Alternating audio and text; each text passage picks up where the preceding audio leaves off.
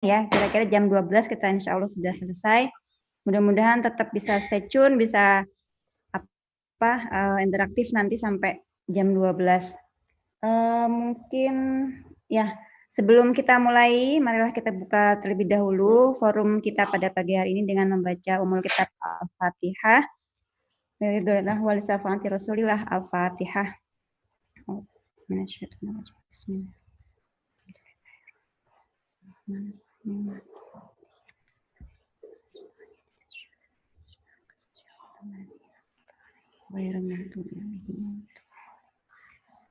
Ya, semoga dengan bacaan Al-Fatihah tadi dapat memperlancar acara kita sampai nanti jam 12 kita berakhir, dapat memperoleh ilmu yang bermanfaat dan dapat kita aplikasikan dalam kehidupan sehari-hari. Mungkin itu saja dari saya sebagai pembukaan. Langsung saja mungkin ya, langsung ke Mbak Rasida selaku pemateri tunggal pada pagi sampai siang nanti gitu kan. Nanti kita ada 40 menit Mbak Rasida untuk berbagi ilmu, berbagi pengalaman gitu kan. Di sini sebelumnya mungkin saya kasih pengantar sedikit. Kita akan belajar tentang bagaimana sih menjadi orang tua yang baik, kemudian bisa mengenalkan tentang literasi keuangan kepada putra-putri gitu kan, pada putra-putri kita terutama gitu kan. Kemudian apa sih fungsi uang untuk anak-anak gitu kan. Kemudian juga melatih kegemaran menabung mungkin ya seperti itu. Kemudian nanti yang terakhir mungkin kita akan sedikit membahas tentang investasi. Mungkin kalau Mbak Rasidah ada info-info ataupun pengalaman yang bisa kita dengarkan bersama. Oke, langsung saja mungkin kepada Mbak Rasidah untuk memulai sesi materi pada pagi hari ini. Silakan Mbak Rasidah. Sebentar. Mbak Rasidah sudah oke. Okay. Assalamualaikum warahmatullahi wabarakatuh. Terima kasih Mbak Ida untuk pengantarnya dan selamat datang, selamat bergabung untuk semua sahabat UNU ya yang sudah hadir pagi ini. Saya Rashidah. Di kesempatan kali ini saya seperti yang tadi sudah diperkenalkan oleh Mbak Ida akan sharing materi terkait literasi finansial atau literasi keuangan. Jadi sudah ada materi yang kita siapkan, nanti kita akan sama-sama lihat dan kemudian setelah presentasi akan ada kesempatan untuk Bapak Ibu, rekan-rekan yang ada di sini untuk bertanya. Oke, kita bisa mulai Mbak untuk sesinya.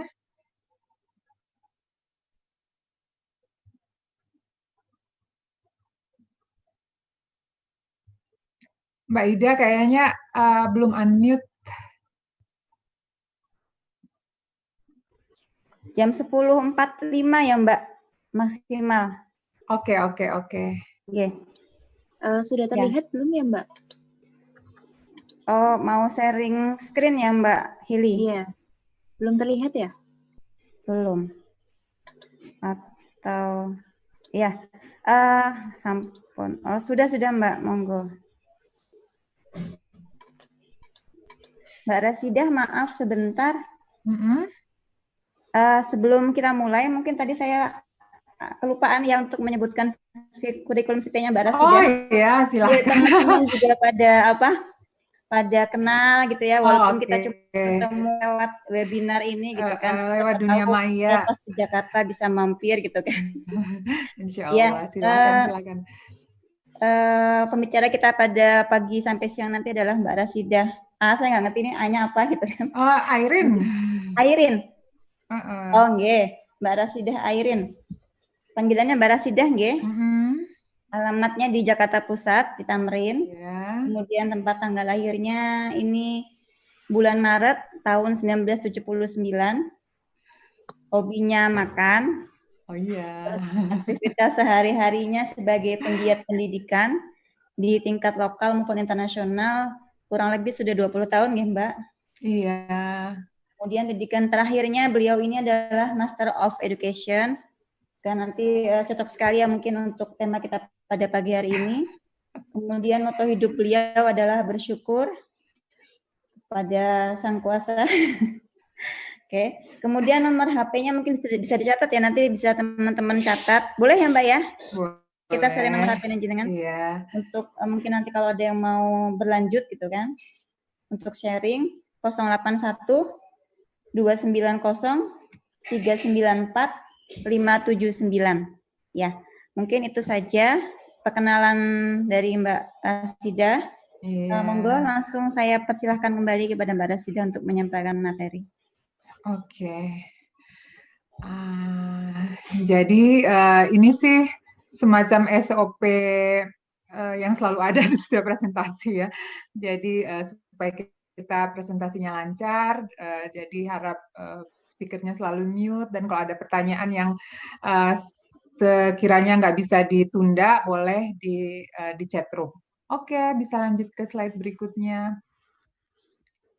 Nah, ini tadi sedikit tambahan ya dari yang sudah dijelaskan oleh Mbak Ida. Ya, kurang lebih selama 2 dekade terakhir sebagai pemerhati dan penggiat pendidikan, mulai dari PAUD sampai dengan tingkatan-tingkatan yang lainnya, saat ini sedang aktif menjadi konsultan untuk sebuah United Nations, khususnya untuk anak, dan khususnya terkait topik kecakapan hidup.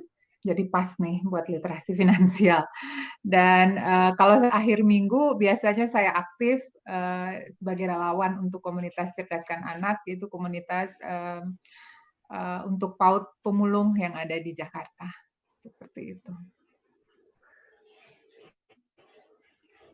Ya, ini halaman depan presentasi kita. Boleh lanjut ke kuis, Mbak Hili. Ya, oke, ini kuis ya. Kita karena kita pengen kegiatan kita menyenangkan, jadi kita kuis-kuisan dulu. Ini ada gambar buku, uang, apalagi nih, hutan yang dibabat habis, ada gambar pasar, bukan Beringharjo ini kayaknya.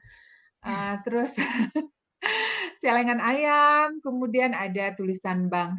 Nah, boleh di chat room ya, di ruang chat, silakan dituliskan jawaban dari pertanyaan kuis ini. Pertanyaan kuisnya adalah, mana dari gambar-gambar yang ada di layar yang merupakan atau yang berhubungan erat dengan literasi finansial atau literasi keuangan, ya. Gambarnya boleh 1, 2, 3 dipilih, bisa A, B, C, D, E, F semua, bisa 1 aja, bisa 2, bisa 3, silahkan.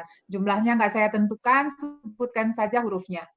Silakan di ruang chat ya. Ayo kita lihat udah ada yang jawab belum.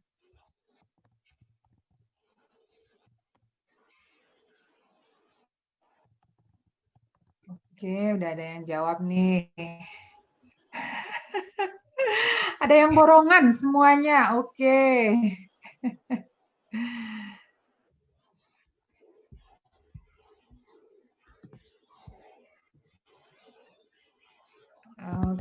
Oke, kuisnya kita tutup. Ini udah ada yang menjawab D, ada yang borongan menjawab semuanya dari A sampai F, ada yang menjawab B, D, E, F, kemudian C, ada yang tanya lagi C itu apa ya? Oh, C itu gambar hutan yang udah dibabat habis. Jadi pohon-pohonnya udah hilang. Tinggal ini kayu kering. Oke, kita tutup ya kuisnya. Jadi ini saya nggak akan ngasih tahu sekarang jawaban kuisnya. Bapak Ibu yang ada di sini atau Ibu Bapak yang ada di sini, teman-teman yang ada di webinar ini nanti akan mengetahui sendiri jawabannya di akhir acara. Enggak, sebelumnya kok. Oke, Mbak Hili, boleh kita menuju ke ya slide berikutnya. Oke, nah apa sih literasi finansial? Kenapa sih kita harus mengetahui tentang hal ini? Jadi ini yang saya kutip dari websitenya Kemendikbud, Gerakan Literasi Nasional. Jadi salah satu literasi itu nggak hanya membaca aja ya, Kemendikbud sudah membuatnya menjadi lebih luas. Jadi salah satu gerakan literasi nasional itu adalah literasi finansial. Nah, apa sih literasi finansial? Di sini diberikan pengertian, literasi finansial itu adalah pengetahuan dan kecakapan untuk mengaplikasikan pemahaman terkait konsep, risiko, keterampilan, dan motivasi dalam konteks finansial atau keuangan. Nah, ini kenapa sih penting? Karena supaya anak-anak dapat membuat keputusan yang efektif untuk meningkatkan kesejahteraan finansial, baik individu maupun sosial, dan agar dapat berpartisipasi aktif dalam lingkungan masyarakat. Next, Mbak Hili. Nah, Bapak Ibu bisa baca ya di layar. Jadi untuk anak, literasi finansial atau kecerdasan keuangan ini tidak hanya sekedar pada pengenalan uang. Jadi nggak hanya terkait menabung saja. Jadi lebih dari itu, kita harus mulai dari pengenalan konsep. Konsep apa? Nanti kita akan bahas bersama. Dan kemudian yang paling yang menjadi sorotan juga selain konsep itu adalah pengelolaan keuangan yang bijak dan mampu. Kita asah kemampuan mereka supaya mereka dapat mengontrol pengeluaran. Ya, jadi nggak ada tuh atau kita minimalisir yang namanya besar pasak daripada tiang atau utang-utang ya yang nggak perlu. Serta ini yang paling penting nih, anak mampu membedakan mana kebutuhan dan juga mana keinginan. Lanjut, Mbak. Nah, mengapa sih literasi finansial itu penting? Penting karena ini adalah hal yang sebenarnya paling dekat dengan kita dan paling dekat dengan anak, dan anak setiap hari terekspos. Ya, anak setiap hari itu melihat orang tuanya melakukan kegiatan-kegiatan finansial. Ya, seperti misalnya ketika kita mengajak anak ke pasar, anak tuh tahu uang itu dipakai untuk membayar.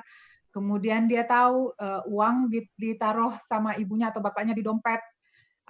Kemudian dia juga tahu uang itu bisa dipakai untuk jajan ini, beli itu, belanja ini, belanja itu. Jadi karena secara tidak langsung anak-anak itu sudah ada atau sudah terekspos terhadap kegiatan-kegiatan finansial, penting bagi kita sebagai orang tua, sebagai pendidik untuk memperkenalkan konsep literasi finansial yang baik supaya mereka punya dasar-dasar, punya fondasi yang kuat agar mereka ketika nanti dewasa bisa membedakan mana kebutuhan, mana keinginan, prioritas apa yang perlu diutamakan, mana yang nggak perlu, kemudian bisa membuat keputusan yang tepat ketika dia harus membelanjakan uangnya. Lanjut Mbak Hili. Nah ini juga nih, ini kayaknya di Indomaret ya, atau mungkin adalah di supermarket. Ya, ini adalah gambar beberapa ada kegiatan pembelajaran literasi finansial di sebuah pondok pesantren yang mengajarkan tentang cara pengelolaan keuangan yang dimulai dari dasar sekali, yaitu dengan mengajarkan anak berbelanja bersama-sama, kemudian menentukan harga. Ini tentang shampoo. Jadi dipilih nggak hanya yang termurah, tapi yang murah dan yang pas untuk kebutuhan mereka, tapi juga pas di kantong. Ya, jadi nggak kepengen yang gimana banget, tapi yang sesuai di kantong dan sesuai kebutuhan. Seperti itu. Boleh lanjut, Mbak? Nah, ini sekali lagi, kapan sih baiknya kita perkenalkan tentang literasi finansial ini ke anak-anak? Berdasarkan literatur, itu para ahli mengajak orang tua dan pendidik untuk sedini mungkin memperkenalkan konsep kecerdasan finansial atau literasi finansial ini kepada anak. Mulai usia berapa? Mulai usia 3 tahun pasnya. Jadi berdasarkan penelitian itu usia tahun diajarkan tentang konsep nilai dan konsep membuat keputusan. Jadi pastinya di usia 3 tahun kita nggak langsung mulai dong ya dengan memberikan anak uang 10.000 terus kita minta anak ini uang 10.000, ini uang 20.000. Jadi nggak seperti itu. Jadi kita baiknya ibaratnya kalau di pendidikan itu kita pakai konsep semacam konsep dasar ya, konsep pijakan sebelum kita memperkenalkan uang. Jadi uang itu kan sama seperti sumber daya yang lain, seperti air, seperti udara, ya, seperti minyak bumi. Jadi kalau dipakai secara terus-menerus, tanpa kita berhemat, tanpa kita menyimpan, suatu saat akan habis. Nah, ketika habis, kita nggak punya lagi, ya. Jadi mau nggak mau harus mencari ke tempat lain dengan meminjam atau berhutang. Jadi disarankan pijakannya itu adalah dengan konsep sumber daya. Ya, sumber daya bisa mulai dari lingkungan yang ada di sekitar. Misalnya kalau di Jakarta mungkin yang paling ngehits kemarin ya di sosial media itu banjir. Nah, bisa mulai dengan cara mengajarkan anak kenapa itu banjir bisa terjadi dan apa yang terjadi sebagai akibatnya. Nah, itu kemudian kita juga bisa mengenalkan dengan menghemat air ya, kemudian membersihkan lingkungan sebagai cara untuk menghemat sumber daya atau juga menghemat listrik ya. Jadi kalau misalnya udah nggak dipakai, udah selesai belajar, lampu belajarnya mati, ruang kamarnya boleh mati lampunya, kemudian air ya, air juga kalau udah selesai mandi kerannya atau sudah selesai berwudu kerannya harap dimatikan seperti itu. Nah, hal-hal yang seperti ini bisa kita mulai sedini mungkin ya. Bisa juga diajarkan melalui konsep permainan ya, konsep nilai itu bisa dengan permainan. Misalnya kalau sama anak-anak di usia-usia balita main pasar-pasaran ya. Jadi anak mengenal konsep oh ini ada uang, entah itu uang beneran atau itu uang permainan ya, uang mainan dipakai untuk belanja. Jadi ketika pembeli menggunakan uang, dia sebagai penjual akan memberikan barang. Pun sebaliknya ketika dia menjadi penjual, sebagai pembeli, ketika dia menyerahkan uang, dia tahu bahwa dia akan mendapatkan barang yang seharga uang yang diberikan. Seperti itu. Kemudian konsep yang bisa kita mulai juga adalah membuat keputusan. Ya, jadi ini terlihat memang sangat simple, tapi ini penting ketika kita mengajarkan tentang atau memperkenalkan literasi finansial ini, karena keputusan itu menentukan bagaimana anak bisa mempergunakan uangnya, ya, mengajarkan pembuatan keputusan terhadap anak-anak. Nanti kita lihat lagi di slide-slide berikutnya. Lanjut, Mbak. Nah, oke. Ada dua konsep besar ya ketika kita bicara tentang literasi finansial. Itu ada konsep non-moneter, ya, bukan krisis moneter ya. Ini di webinar yang lain, begitu saya tayangkan moneter langsung krisis moneter. Ya, ini kita belajar supaya krisis moneter nggak terjadi di rumah tangga kita ya. Oke, lagi pandemi ya. Betul, non moneter dan moneter ya. Jadi yang tidak terkait keuangan sama yang terkait keuangan. Nah, yang non moneter itu bisa seperti yang tadi saya jelaskan tentang konsep sumber daya ya sebagai pijakan, dan juga yang paling penting adalah pekerjaan.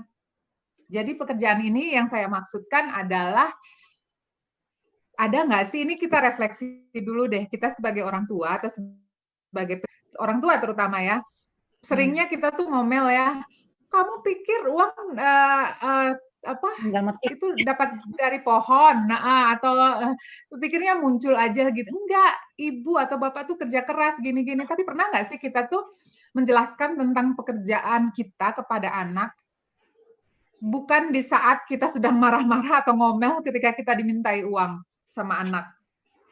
Ya itu susah, Mbak. Ya kan? Nah ini kita disarankan sebagai orang tua, pernah, bagus Bu Linda, luar biasa. Kita disarankan untuk menjelaskan tentang pekerjaan kita kepada anak. Kenapa? Supaya anak tahu bahwa kita setiap hari keluar rumah, sekarang ya, karena sekarang itu untuk menghasilkan uang. Jadi anak tahu bahwa sumber uang yang didapat oleh keluarga atau yang menjadi uang jajan dia itu sumbernya dari kerjaan yang dilakukan oleh orang tuanya. Jadi ini penting. Kemudian konsep sumber daya ini sekali lagi terus-menerus saya ingatkan bahwa konsep sebaiknya kita mulai dari konsep sumber daya. Ya, jadi anak-anak diperkenalkan dulu tentang konsep sumber daya berhemat, ya. Setelah itu baru kemudian kita lanjut ke moneter, ya, yang terkait uang. Jadi kalau kita lihat anak sudah familiar atau sudah lumayan fasih dengan konsep sumber daya, berhemat listrik, berhemat gas, berhemat air, ya, menjaga lingkungan, boleh kita mulai dengan uang. Nah, uang ini bisa kita kenalkan sesuai dengan usia anak, ya. Misalnya kalau dia masih balita, mungkin nggak kita kenalkan konsep berhitung, ya, misalnya 5.000 tambah 5.000 sama dengan 10.000, enggak. Mungkin kita kenalkan, di 5.000 itu ada gambar apa. Jadi anak tahu, ya, yang misalnya gambar danau itu adalah, atau gambar orang menari itu adalah uang pecahan segini. Jadi tahu si anaknya. Kemudian kita bisa lanjut dengan tabungan. Nah, ini tabungan kita akan lihat lebih dalam lagi di slide berikutnya, seperti apa tabungan yang efektif untuk diajarkan pada anak. Dan kemudian yang terakhir barulah kita ke bank, ya. Ayo Mbak, kita lanjut. Nah, sebelum kita diskusi lagi, ini ada polling, ya. Kita kembali ke ruang chat. Silakan pertanyaan di slide berikutnya, Mbak Hili. Oke, ini kembali ada gambar-gambar. Nah, menurut Bapak Ibu, rekan-rekan, sahabat UNU yang ada di sini, dari gambar-gambar 1, 2, 3, 4, 5, 6 gambar ini, mana yang jatuh di kategori kebutuhan, mana yang jatuh di kategori keinginan? Silahkan.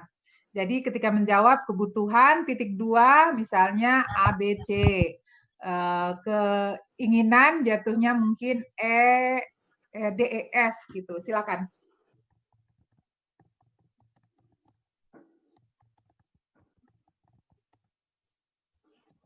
Saya berikan 1 menit.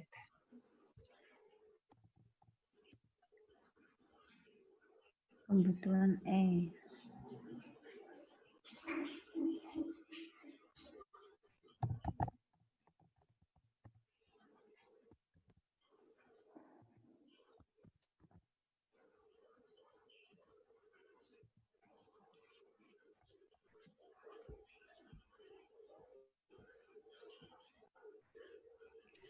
Oke, mari kita lihat jawabannya. Oke, kebutuhan E dan A. Ada yang jawab kebutuhan adalah E dan A. E ini apa? Sembako. Sama A, air bersih. Oke, keinginan B, C, D, F. Kue ulang tahun, mainan, buku, dan juga handphone. Oke, nah. Jawabannya pastinya ini pada umumnya ini benar, ya, karena memang ketika kita menjawab ini ini sangat tergantung dengan situasi dan keinginan dan keadaan kita. Yang jelas pasti kebutuhan itu ada di E, karena itu sembako ya. Itu adalah kebutuhan pokok. Kemudian yang sering menjadi kontroversi di gambar ini kalau saya tayangkan adalah F. Jadi pernah di webinar yang lain ada yang bilang, aduh zaman sekarang ya F itu penting, HP itu udah jadi kayak sembako, bagian dari sembako karena tanpa HP apalah kehidupan sosial zaman now. Apalagi dengan work from home di masa pandemi dan lain-lain ini. Oke, terus biasanya saya bilang, Bu, lihat lagi ini HP-nya kayaknya Samsung keluaran terbaru ya. Apakah perlu untuk kita bersosialisasi dengan teman-teman kita selama work from home atau selama masa pandemi harus pakai Samsung terbaru ini? Entahlah ini seri berapa saya juga nggak tahu. Ya, jadi kita harus lihat lagi ketika kita mengkategorikan itu sebagai kebutuhan, apakah harus merek tertentu ya, misalnya kalau tas ya, fungsi tas itu apa? Kita harus tanyakan dulu. Apakah harus bermerek A? Apakah kalau kita membeli merek A akan membuat kita merasa lebih baik ya? Jadi itu adalah yang harus kita pertanyakan. Pengertiannya ada di slide sesudahnya, Mbak Hili, silakan.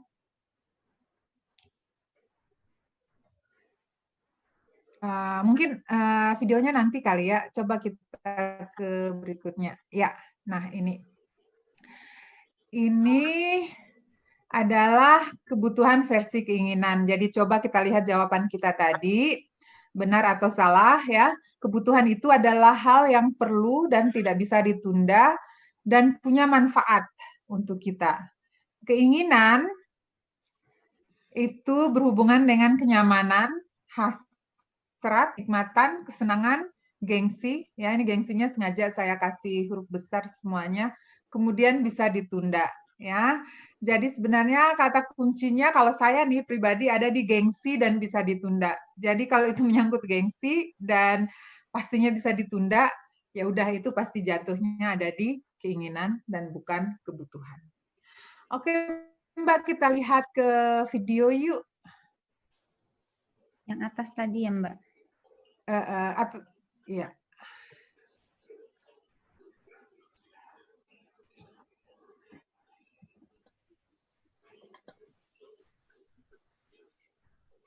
Hai teman-teman, jumpa lagi dengan Bima.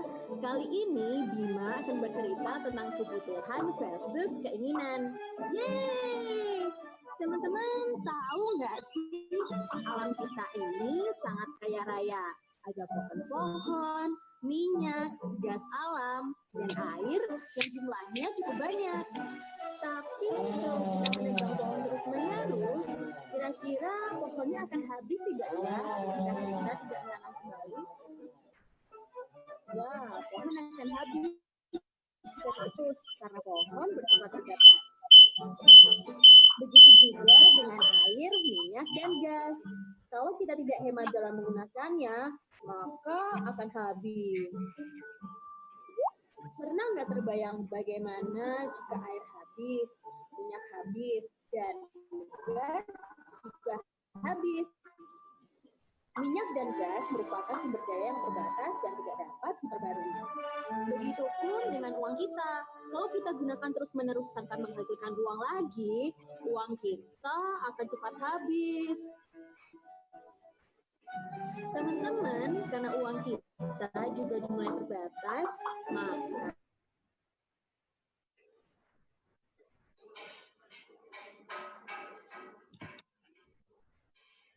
videonya tersendat ya. Ya udah nggak apa-apa. Kita lanjut ke slide aja ya. Oh ya, oke. Ini mulai lagi, Mbak. Oke.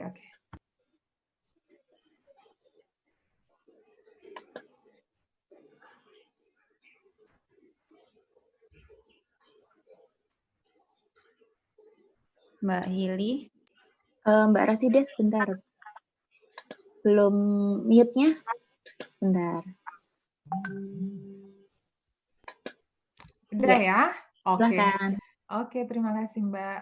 Ya, jadi sekali lagi ini yang paling penting untuk diajarkan sebagai konsep awal itu adalah kebutuhan dan keinginan. Jadi anak perlu diarahkan atau digiring untuk dapat membuat keputusan terkait mana yang menyangkut kebutuhan, mana yang menyangkut keinginan. Oke, slide berikutnya Mbak. Nah, ini tadi terkait pijakan awal ya tentang konsep. Kita juga bisa mulai dengan mengajarkan tentang kesadaran terkait lingkungan dengan mengajarkan anak untuk menanam pohon, ya, membersihkan lingkungan. Lanjut, Mbak. Nah, menabung. Oke, nah kita udah sampai pada tahap moneter ya, menabung. Nah, konsep menabung sesuai literasi keuangan atau literasi finansial masa kini adalah pendapatan dikurangi tabungan sama dengan pengeluaran. Nah, kalau zaman dulu ya atau yang konvensional, pendapatan dikurangi pengeluaran sama dengan tabungan. Jadi tabungan itu adalah sisa dari pengeluaran. Yang kejadian adalah tabungan nggak pernah ada, ya, karena pengeluaran kadang lebih besar dari pendapatan. Makanya konsep menabung masa kini yang perlu kita ajarkan ke anak-anak kita adalah pendapatan dikurangi tabungan sama dengan pengeluaran. Nah, caranya seperti apa? Caranya misalnya nih di rumah kita punya konsep uang jajan ke anak. Ya. Nah, ketika kita memberikan anak uang jajan misalnya Rp5.000, kita harus komunikasikan kepada anak ya, berapa yang mau dia tabung dari 5.000 itu, ya. Misalnya kita ngasih 5.000, anak kemudian anak memutuskan, oke, saya nabung mungkin 1.000. Oke, kalau kamu menabung 1.000, ayo kita tabung sekarang. 4.000-nya bisa dipakai anak untuk jajan, ya. Jadi nggak kayak zaman dulu ya, pulang sekolah baru ditanya, ada uang sisa baru ditabung ya. Kadang uang sisanya nggak ada. Jadi yang zaman now, ini juga penting nih buat kita orang tua dan pendidik ya. Pendapatan dulu ya, begitu gaji, kita pikirkan yang pertama adalah tabungan. Dan kemudian pembayaran cicilan, kemudian baru pengeluaran ya.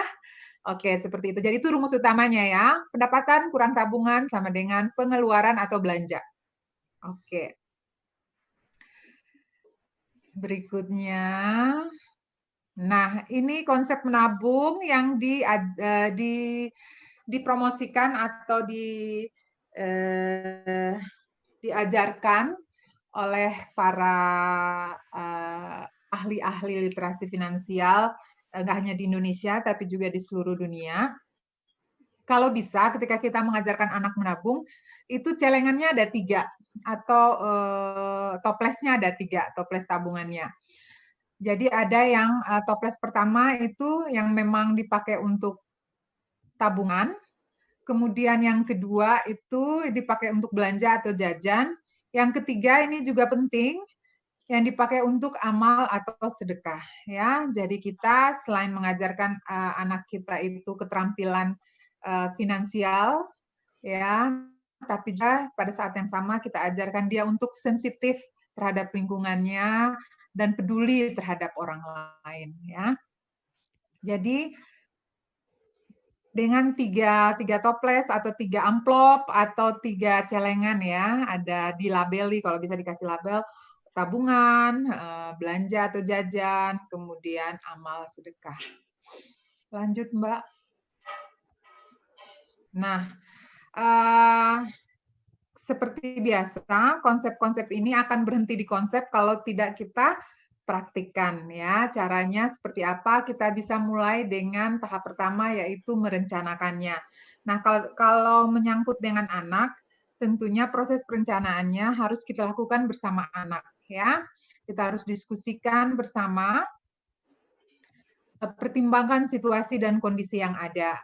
Kalau bisa disarankan, apalagi ketika anaknya masih kecil, ya, masih balita, jangan langsung mulai dengan memperkenalkan konsep uang. Kenalkan dulu tentang konsep sumber daya. Ya, ketika anak paham bahwa sumber daya itu bisa habis kalau nggak disimpan atau kalau nggak dihemat, baru kemudian kita kenalkan tentang konsep uang. Kemudian lanjut Mbak. Nah, setelah kita setuju, kita bersama anak perlu membuat yang namanya papan prioritas atau lembar prioritas atau papan impian, ya, tergantung kita punyanya apa di rumah, ya, dan tergantung anak usianya berapa. Kalau anak usianya masih kecil, mungkin bisa kita buatkan papan impian, ya. Jadi kita bisa ambil majalah-majalah lama, kita potong, atau bisa kalau zaman sekarang mungkin bisa foto aja dari HP, kita print. Kalau anak yang udah besar, mungkin usia SMP atau SD, kita udah bisa minta dia untuk membuat lembar prioritas. Ya, jadi ketika anak sudah setuju, misalnya dia mau nabung nih, dia mau nabung untuk misalnya mau menabung untuk membeli mainan. Oke, dia harus membuat daftar, ya. Bisa dibuatkan urutannya. Biasanya kan anak ingat, ya, dia harus diajarkan atau diarahkan untuk membuat keputusan diurutkan, ya. Jadi yang pertama apa? Yang paling pertama itu adalah yang paling diprioritaskan oleh si anak, yang paling diinginkan oleh si anak. Kemudian yang kedua, kemudian yang ketiga. Bisa sampai banyak, ya, tapi 5 biasanya udah cukup. Nah, untuk anak yang masih kecil, bisa dibuatkan papan impian. Nah, seperti yang saya bilang tadi, boleh dari gambar dipotong-potong. Misalnya kalau gambar atau foto, misalnya dia mau beli mainan mobil-mobilan, boneka, atau buku cerita, silahkan di foto atau gambar tersebut ditempelkan di kertas, karton, ataupun di styrofoam, ya, itu. Kemudian bersama anak kita tempel dan kita taruh atau letakkan di tempat yang akan selalu dilihat oleh anak, ya. Bisa di dinding kamar tidurnya, bisa di ruang tamu, ya. Pokoknya yang anak bisa lihat setiap saat. Kenapa? Ini penting supaya anak termotivasi untuk menabung, ya. Mungkin di hari-hari tertentu, misalnya kita setuju nih anak akan menabung setiap hari 1.000 dari uang jajannya. Mungkin di hari-hari tertentu anak lupa atau mungkin memang sengaja nggak mau nabung. Ketika diingatkan dengan papan impian atau lembar lembar prioritasnya ini, dia akan kembali tergerak atau kembali diingatkan untuk kembali ke motivasi awal kenapa dia menabung, ya. Jadi kita menabung itu nggak hanya ayo nabung, tapi kita ajarkan anak untuk memvisualisasikan tujuan dari dia menabung. Kita lanjut, Mbak. Ya. Ini sebagai pengingat saja, seperti yang tadi saya jelaskan, kalau sumber daya alam kurang lebihnya seperti itu, ya. Biasanya kalau di sekolah, di PAUD udah ada yang bisa sampai pada memperkenalkan konsep daur ulang, ya, dan itu bagus sekali. Tapi kalau yang belum, masih di tahap-tahap awal, perkenalan bisa ke misalnya rekreasi ke alam bebas sambil memperkenalkan pentingnya udara yang bersih, seperti itu. Nah, untuk yang ini bisa dipraktekkan di rumah, misalnya anaknya udah siap dengan konsep keuangan, bisa menabung, ya, dari uang saku menggunakan 3 celengan. Kemudian untuk anak yang masih kecil bisa dikenalkan dengan konsep penggunaan uang dengan bermain pasar-pasaran, atau bisa diajak ibunya belanja ke pasar atau belanja ke minimarket dan lain-lain. Ya, ini memang sengaja diulang-ulang terus ininya apa namanya step-stepnya atau langkah-langkahnya. Tujuannya tidak lain tidak bukan adalah supaya kita bisa langsung mempraktikannya nanti. Ya, jadi ini kenalkan kegiatan yang menghasilkan uang kepada anak. Ya. Selain kita perkenalkan atau kita jelaskan ke anak tentang pekerjaan kita, untuk anak yang sudah besar, mungkin bisa kita berdiskusi dengan anak, misalnya anak usia SD atau SMP, misalnya kalau kamu membersihkan rumah, misalnya setiap hari nih membantu ibu cuci piring, maka kamu setiap minggu akan mendapatkan misalnya 5.000. Jadi anak tahu bahwa dia perlu bekerja ya untuk ibunya atau bapaknya untuk mendapatkan uang tambahan atau uang saku. Terus berikan anak mainan yang berkaitan dengan finansial. Nah, ini bisa dengan permainan pasar-pasaran, bisa juga dengan monopoli untuk anak yang udah besar ya. Nah, udah mengerti konsep hitungan itu bisa dengan monopoli. Kemudian berikan contoh pada anak bagaimana mengelola uang dengan baik. Ini untuk hal ini nggak usah jauh-jauh. Misalnya kita minta anak untuk menabung, sebaiknya kita juga menabung. Jadi selain celengan anak nih, ada 3, kita juga perlu punya celengan juga 3 yang kalau bisa ditempatkan yang di tempat yang sama dengan anak. Jadi ketika anak menabung, kita juga menabung. Jadi anak tahu, anak punya role model bahwa dia nggak sendirian, orang tuanya pun melakukan hal yang sama. Ya, walaupun kita punya tabungan di bank, tapi ini yang kita lakukan di rumah itu murni untuk mengajarkan anak kita tentang konsep menabung tadi. Kemudian contoh berikutnya adalah kalau kita pengen anak kita nggak boros, kita pun harus nggak boros ya. Kita pun jangan sering-sering jajan kalau kita nggak kepengen anak kita jajan ya. Oke, kemudian dorong anak untuk membuat perencanaan keuangannya sendiri ya. Tadi dengan membuat prioritas ya. Dia membuat prioritas, jadi dia tahu rencananya ketika dia punya uang atau uang yang dia tabung itu cukup, dia akan pakai untuk kebutuhan A, B, C. Kemudian biasakan menabung sejak balita, jumlahnya itu nggak penting ya, mau 100, mau 10.000 itu nggak penting. Yang penting adalah anak tahu bahwa ada yang perlu disisihkan dari uang yang dia terima. Kemudian untuk anak yang udah SMP atau SD ya, baiknya juga udah dikenalkan dengan mencatat pengeluaran. Ya, mencatat pengeluaran itu penting. Nggak usah setiap hari ya, tapi setidaknya seminggu sekali dia perlu mencatat apa-apa saja yang sudah dia belanjakan dengan uangnya. Itu penting. Kemudian beri anak kesempatan untuk menghasilkan uang ya, seperti tadi kita diskusikan dengan anak, utamanya yang udah besar, semisalnya dia menyapu setiap sore, misalnya dia mencuci piring, menjaga adiknya, membantu ibu belanja di warung, maka dia akan mendapatkan sejumlah uang sebagai penghargaan atas pekerjaan yang sudah dia lakukan atau bahwa dia sudah membantu orangnya. Rasidah? Iya. Tinggal 3. Udah selesai ya waktunya? Oke. 2 menit lagi. 3 menit lagi ya? 2 menit lagi nggak apa-apa. Oh, baik.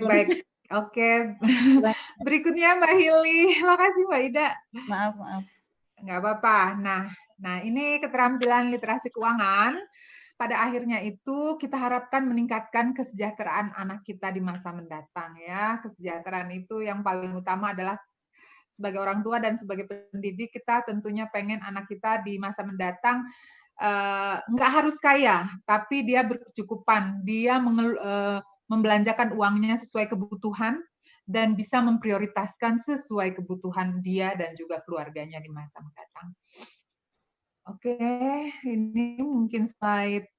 Ya, ini juga ada beberapa sumber-sumber terkait literasi keuangan yang Bapak Ibu, sahabat UNU bisa cek ya untuk baca-baca atau lihat YouTube-nya, silahkan. Termasuk video yang tadi yang kita tayangkan.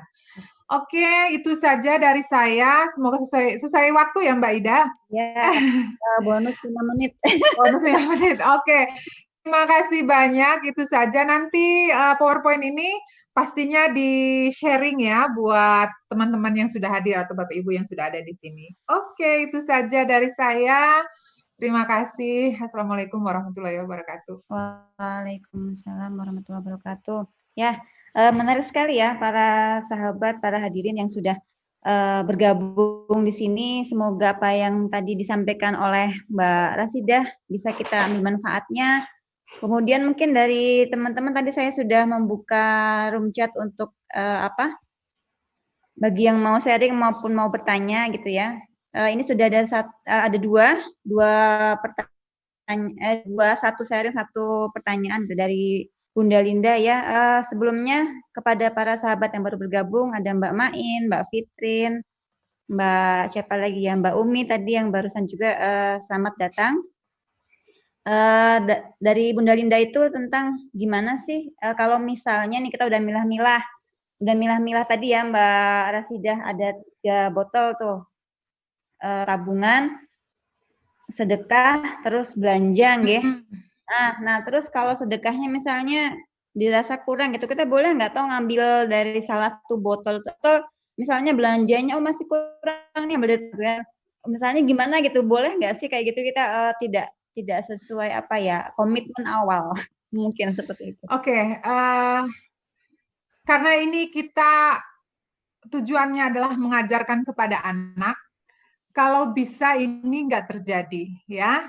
Jadi nggak harus kita menabung itu harus gede, nggak usah. Kalau kita tahu nih bulan ini misalnya pengeluaran kita bakal ini misalnya bulan Ramadan, pengeluarannya bakal banyak nih, ya udah untuk bulan ini tabungannya sedikit aja, nggak apa-apa. Mungkin belanjanya digedein dan amal sedekahnya digedein, nggak apa-apa. Selama itu kita diskusikan dan kita sepakati dengan anak.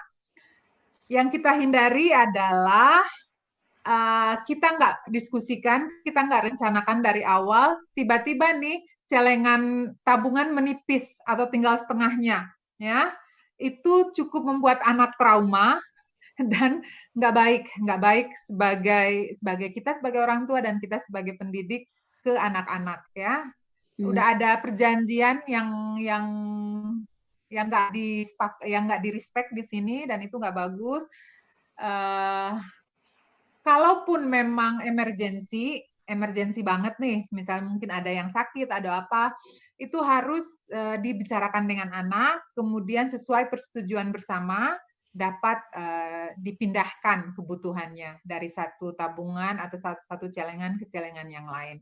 Tapi jangan sampai sering-sering ya, karena kita sebagai orang tua seharusnya juga punya pos emergensi ya, seperti itu. Oke, gitu ya Mbak Linda. Mungkin bisa oh ya Mbak, mungkin saya juga mau sedikit ini. Berarti tadi dari 3 botol itu ya, boleh nggak? Berarti kita nambah 1 lagi gitu loh. Mungkin untuk orang tua gitu ya, untuk kita sebagai dana darurat mungkin ya. Tapi misalnya ada yang sakit kayak gitu, terus ada saudara yang butuh misalnya. Itu berarti boleh ya kita nambah 1 botol? Boleh Mbak. Yang 3 itu yang disarankan untuk ada, apalagi untuk ketika kita berproses untuk mengajarkan anak tentang pentingnya menyisihkan penghasilan atau uang jajan. Tapi kalau mau ditambah sampai celengan ke-4 atau toples ke-5 ya nggak apa-apa. Ya, sesuai kebutuhan aja. Yang perlu dihindari di sini adalah cuma 1 celengannya atau cuma 1 toplesnya atau cuma 1 amplopnya ya, karena nanti nggak bisa dikontrol ini yang mana nih, pos mana yang berkurang. Ya itu ya. Terima kasih Mbak Rasidah. Ini tadi juga ada yang sharing ya dari Mbak Vivin, Bunda Vivin itu tentang Jadi di sekolah anaknya kalau nggak salah, itu tuh ada pasar Senen Legi gitu kan. Jadi di situ ada mungkin anak-anak itu dilatih untuk pasaran tadi ya mungkin, tapi itu secara ada barangnya, mungkin juga uangnya uang beneran apa uangan gitu kan, mungkin semacam koin gitu kan. Itu juga sangat baik sekali ya Mbak untuk melatih bertransaksi mungkin seperti itu. Betul Mbak, itu sangat baik sekali, apalagi di usia anak-anak usia balita ya, usia PAUD, itu penting sekali hal-hal seperti ini didorong untuk dilakukan di sekolah ataupun di lingkungan rumahnya, karena mengajarkan anak tentang nggak hanya berkomunikasi ya, tapi juga itu tadi bertransaksi secara simpel. Oke. Ya, jadi ada peran situ juga ya Mbak. Jadi peran sebagai pembeli, peran sebagai penjual gitu kan. Ya, dan itu juga mungkin kita misalnya sebelum pasarnya itu dibuka, kita sebagai orang tua atau sebagai pendidik penting juga untuk memberikan input ya, bahwa oke, minggu ini atau pembeli, bulan depan dia penjual dong, seperti itu. Nggak hanya pembeli-pembeli aja atau penjual-penjual aja ya. Jadi ada dua peran yang bisa dia mainkan. Ya. Oke. Tadi juga ada pertanyaan dari Bunda Vivin itu tentang gini Mbak. Jadi kita kan sebagai orang tua ya, kadang itu kan ada jatah uang jajan buat anak gitu ya. Itu bagusnya itu memang diberikan harian atau mingguan atau sesuai usia anak. Jadi usia anaknya berapa itu dikasihnya baiknya mingguan atau bulanan mungkin ya, atau gimana, ada saran dari Mbak Rasi? Iya. Kalau saran dari saya, usia memang penting untuk dipertimbangkan, tapi ini tergantung lagi ya. Ada anak yang udah SMP, tapi dia nggak ngerti konsep keuangan. Okay. Ya kan, karena biasanya kalau usia SMP, biasanya orang tua udah mulai berani untuk, oke, ini ibu kasih kamu uang segini buat seminggu ya, dengan harapan anaknya udah bisa paham nih ngatur seminggu. Ternyata anaknya nggak punya konsep keuangan, bablas lah uang mingguannya. Jadi apakah secara umur? Jawaban saya bisa umur dijadikan patokan, tapi sekali lagi pastikan juga anak tersebut sudah punya konsep keuangan yang baik ya. Dia sudah tahu keinginan, dia sudah tahu memprioritaskan keinginannya atau kebutuhannya, seperti itu. Tapi kalau misalnya nih anaknya udah tahu, orang tuanya udah memperkenalkan konsep keuangan yang sederhana dari dia kecil, baiknya sih kalau anak SD kelas awal 1, 2, 3 mungkin harian kali ya. Tapi ketika udah besar, udah SMP terutama udah bertanggung jawab, udah bisa, boleh dikasih mingguan. Oh ya, mungkin itu aja. Itu ya saran dari Mbak Rasida. Jadi kalau dan ya kalau boleh tambah nih Mbak, untuk yang mingguan kalau bisa anaknya karena udah besar ya, kita dorong juga untuk mencatat ya. Selama seminggu itu kebutuhannya apa saja, nggak usah detail deh, tapi yang gede-gede. Misalnya kita kasih seminggu 100.000 ya, 5 pembelanjaan yang terbesar yang dia lakukan dengan uangnya apa aja. Oh gitu, mencatat ya. Mungkin mencatat, kita dorong dia untuk mencatat ya. Kalau sudah usia SMP mungkin ya Mbak ya, jadi menengah. Iya. Saya juga pernah itu sih Mbak, sebenarnya kalau untuk mencatat itu kan saya juga pernah gitu kan, mau pakai aplikasi di HP itu kan ada gitu kan. Itu mungkin bisa mempermudah juga. Saya nggak ngerti kalau anak SMP itu apakah memang sudah cocok atau belum pakai HP gitu kan, dan itu juga nanti mungkin bisa kita diskusikan lebih lanjut. Iya. Kalau soal aplikasi ya, aplikasi itu banyak banget. Dan ini kembali lagi tergantung kepada orang tuanya. Kalau memang sudah ada kesepakatan anaknya bisa pakai HP, dan orang tua, pastinya dalam pengawasan orang tua, menyetujui aplikasi mana yang paling sederhana yang bisa dipakai, bisa anak mencatat di situ daripada menulis kan. Tapi yang penting dia terbiasa untuk mengingat apa aja yang sudah dia pakai. Karena kalau nggak mencatat, tiba-tiba uang habis di akhir bulan atau di akhir minggu, ngapain aja ya duitnya ya? Kok bisa hilang? Kenapa ya? Tapi kalau dia punya catatan, dia tahu, oh ternyata saya pakai untuk membeli ini. Oke. Padahal sebenarnya nggak penting-penting amat tuh, bisa ditunda, bisa ditabung. Iya. Seperti itu. Ya kadang kayak gitu Mbak. Jadi kita aja yang sudah berumur ini kan juga kayak gitu, tahu-tahu loh uangnya kok udah habis ya. Padahal Jangan-jangan. apalagi yang anak-anak gitu. Seperti itu, Mbak. Iya. Monggo mungkin ada yang mau langsung bertanya atau sharing, saya persilakan. Untuk yang chat kan sudah habis ya sepertinya Mbak Hili, mungkin bisa cek juga di situ. Kalau yang mau chat lagi monggo, tapi yang mau langsung juga saya persilakan. Mungkin bisa pakai tombol reaction. Oh ya, ini ada pertanyaan lagi Mbak Rasida. Ini Mbak, untuk PAUD ya. Sekarang kan kita tahu ya banyak sekali PAUD yang berdiri gitu ya di Indonesia maupun apalagi di Jawa gitu kan. Terkait uang jajan sekolah nih, biasanya kan kalau anak-anak PAUD itu kan udah disediakan ya. Bukan cuma PAUD ya, SD, SDIT dan lain-lain itu kan kadang sudah ada uang jajan makan di sekolah gitu kan, disediakan di sekolah. Sebaiknya tetap dikasih uang jajan atau ini maksudnya sebaiknya boleh jajan di sekolah atau disediakan di sekolah? Baiknya gimana Mbak? Untuk terkait jajan di sekolah, apakah boleh jajan di sekolah atau disediakan aja untuk literasi keuangan anak-anak ini? Baik. Untuk literasi keuangan anak-anak. Anak-anak tuh dikasih uang jajan lagi atau disediakan aja di sekolah, jadi nggak usah bawa uang jajan mungkin ya seperti itu. Kalau saran dari saya, kita mulainya pelan-pelan ya. Mungkin ketika anak pertama masuk kelas apa tuh PAUD, kelas 3 tahun sih biasanya ya kalau PAUD. 3 tahun, mungkin nggak pakai uang jajan dulu ya, bawa bekal dulu.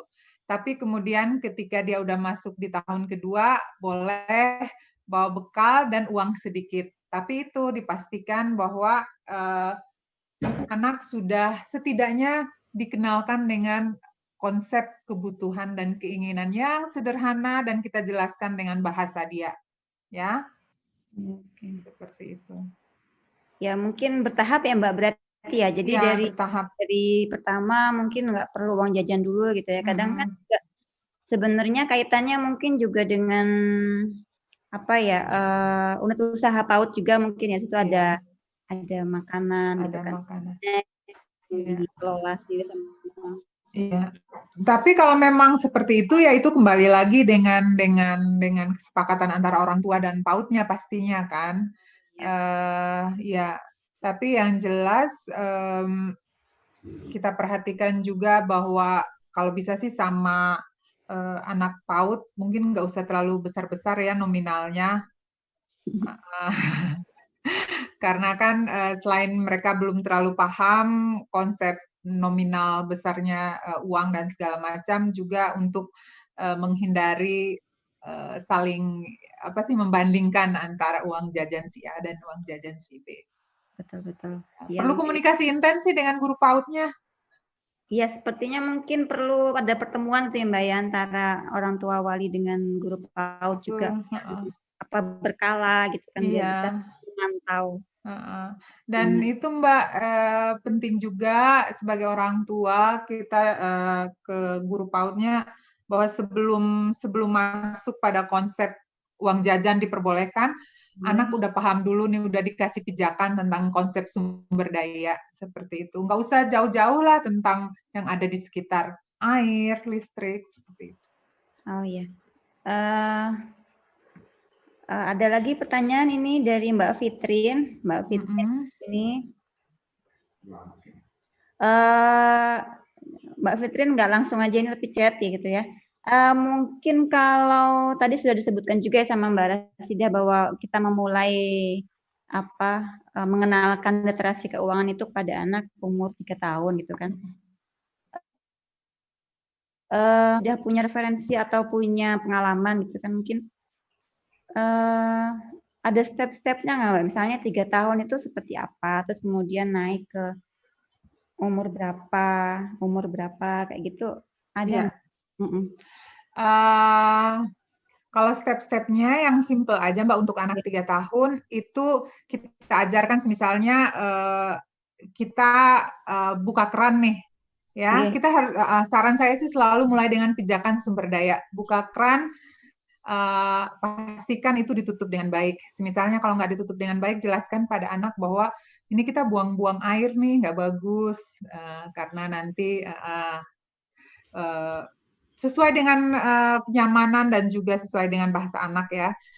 Kemudian listrik. Nah, kalau anak udah bisa paham, baru kemudian kita jelaskan tentang uang. Kita boleh masuk ke uang ya, konsep uang. Mungkin tergantung anaknya sih, mungkin usia 5 tahun Ya, oh udah bisa tuh iya.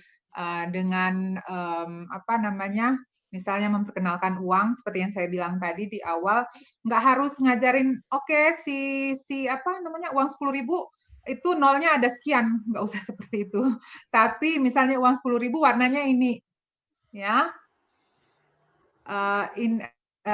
uang 5.000 warnanya ini. Udah yang simpel-simpel aja dulu. Setelah itu kemudian kita ajak anak untuk membuat ini menabung ya. Kita ajak anak untuk menabung. Misalnya yang kemarin pas Lebaran itu kan anak-anak dapat THR banyak tuh. Iya. Bahkan anak 3 tahun udah dapat THR misalnya 200.000 atau 100.000 dari saudara-saudaranya. Itu sebenarnya saat yang tepat untuk kita mulai mengajarkan anak untuk menabung ya. Kita bisa mulai dengan tadi menanyakan ke anak, kamu mau uang ini dipakai untuk apa? Misalnya, oh mau dipakai untuk mainan. Ayo sekarang kita sama-sama bikin papan impian. Mainannya apa ya? Warnanya apa? Jadi anak tahu. Terus kemudian kalau bisa nih ngajak anak ke toko mainan ya. Terus saya jelaskan, oh ini ya yang kamu mau. Ternyata nih harganya, misalnya dia punya 200.000 uang hasil THR Lebaran. Ternyata harga ininya 250. Berarti kan kurang 50. Gimana nih caranya? Oh kita nabung yang tadi. Kita bikin beberapa celengan ya, sehingga anak mulai belajar dan juga mulai bisa memprioritaskan mana yang penting, mana yang enggak, dan juga mengontrol keinginan ya. Ini juga penting nih diajarkan ke anak-anak bahwa nggak harus selalu oke, aku mau sekarang terus sekarang nggak harus seperti itu ya. Iya. Iya, dia harus nunggu sampai uangnya pas 250.000 untuk beli mainan ini. Ada yang mau sharing mungkin atau buka videonya, monggo kita bisa sharing bareng-bareng gitu kan, biar lebih interaktif ya para sahabat-sahabat semuanya. Mungkin ini ada lagi gini Mbak, kadang kan kita dari Mbak Kirom ya, dari Mbak Kirom itu ya, Mbak Vivin setelah ini ya. Jadi kadang tuh anak tuh mau minta jajan, minta mainan itu sampai nangis apa ya, gerung-gerung gitu loh Mbak, istilahnya tantrum mungkin ya kalau sekarang istilah kerennya gitu kan. Cuma gimana sih kita sebagai orang tua tuh mengendalikan, memberikan pengertian, apalagi itu di tempat umum gitu kan, yang mungkin di swalayan atau di mana kita kan juga malu sebagai mungkin orang tua tuh kok kayaknya kayak nggak mampu banget gitu loh beliin itu buat anaknya gitu kan, apalagi apa di depan umum itu kan jadi bahan tontonan mungkin seperti itu. Mungkin ada nggak sih trik dan apa ya, mungkin saran dari Mbak Rasidah untuk mengatasi hal seperti itu? Kalau saran, ini sebenarnya anak tantrum di tempat umum itu sebenarnya PR besar orang tua, dan nggak hanya terkait anak pengen mainan A di supermarket C misalnya, kan nggak hanya seperti itu kan sebenarnya sejarahnya harus dilihat kenapa anak bisa sampai seperti itu dan lain-lain ya. Tapi kalau saya mungkin karena bukan psikolog, jadi nggak akan ke arah sana. Tapi yang saya bisa sharingkan di sini adalah sebaiknya nih orang tua ketika misalnya ke mall atau ke yang dekat lah, ke Indomaret atau ke pasar, bikin deh perjanjian sama anaknya, diskusi sama anaknya. Oke, kamu ikut ibu ke pasar, tapi nanti kita ke pasar ini tujuannya mau beli ikan misalnya. Kita nggak beli yang lain-lain ya. Kita hanya akan beli ikan dan pulang. Oke, seperti itu. Jadi Kalau kamu mau yang membeli mainan A, B, atau C, nggak bisa karena tujuan kita ke pasar kali ini adalah untuk beli sayur atau beli ikan. Jadi ada kesepakatan. Kan kadang anak itu sebenarnya yang dia butuhkan adalah ikut ibunya ke pasar, nggak harus beli-beli ya. iya. Iya. Jadi saran saya yang udah terlanjur anaknya tantrum atau ngambek di tempat umum, mungkin lain kali bikin perjanjian deh sama anaknya sebelum keluar rumah. Oke, ya bisa jadi salah satu trik ya mungkin ya bagi para bunda-bunda dan mungkin ayahnya juga gitu kan untuk ya saya juga pernah dengar tuh dari teman saya. Jadi sebelum ke pasar atau ke mall itu kan kita bikin perjanjian dulu, nanti cuma beli ini dan nggak boleh dan setelah itu kita pulang gitu kan. Jadi nggak ada tambahan lain-lain. Yang parahnya nih, ini yang membuat kadang anak kurang percaya sama orang tua adalah misalnya nih dia ikut ibunya ke pasar, ke supermarket misalnya, udah janji ibunya, oke kita cuma akan beli beras, beli minyak sama beli ini, nggak taunya ibunya juga beli yang lain-lain dan anak itu lihat. Iya, disitulah kemudian trigger kan dia, kok ibu bisa sih beli, kok aku nggak bisa? Ya, 1-0 kan kita sebagai orang tua, coba apalagi. Kalah telak, Mbak. Iya, kalah telak.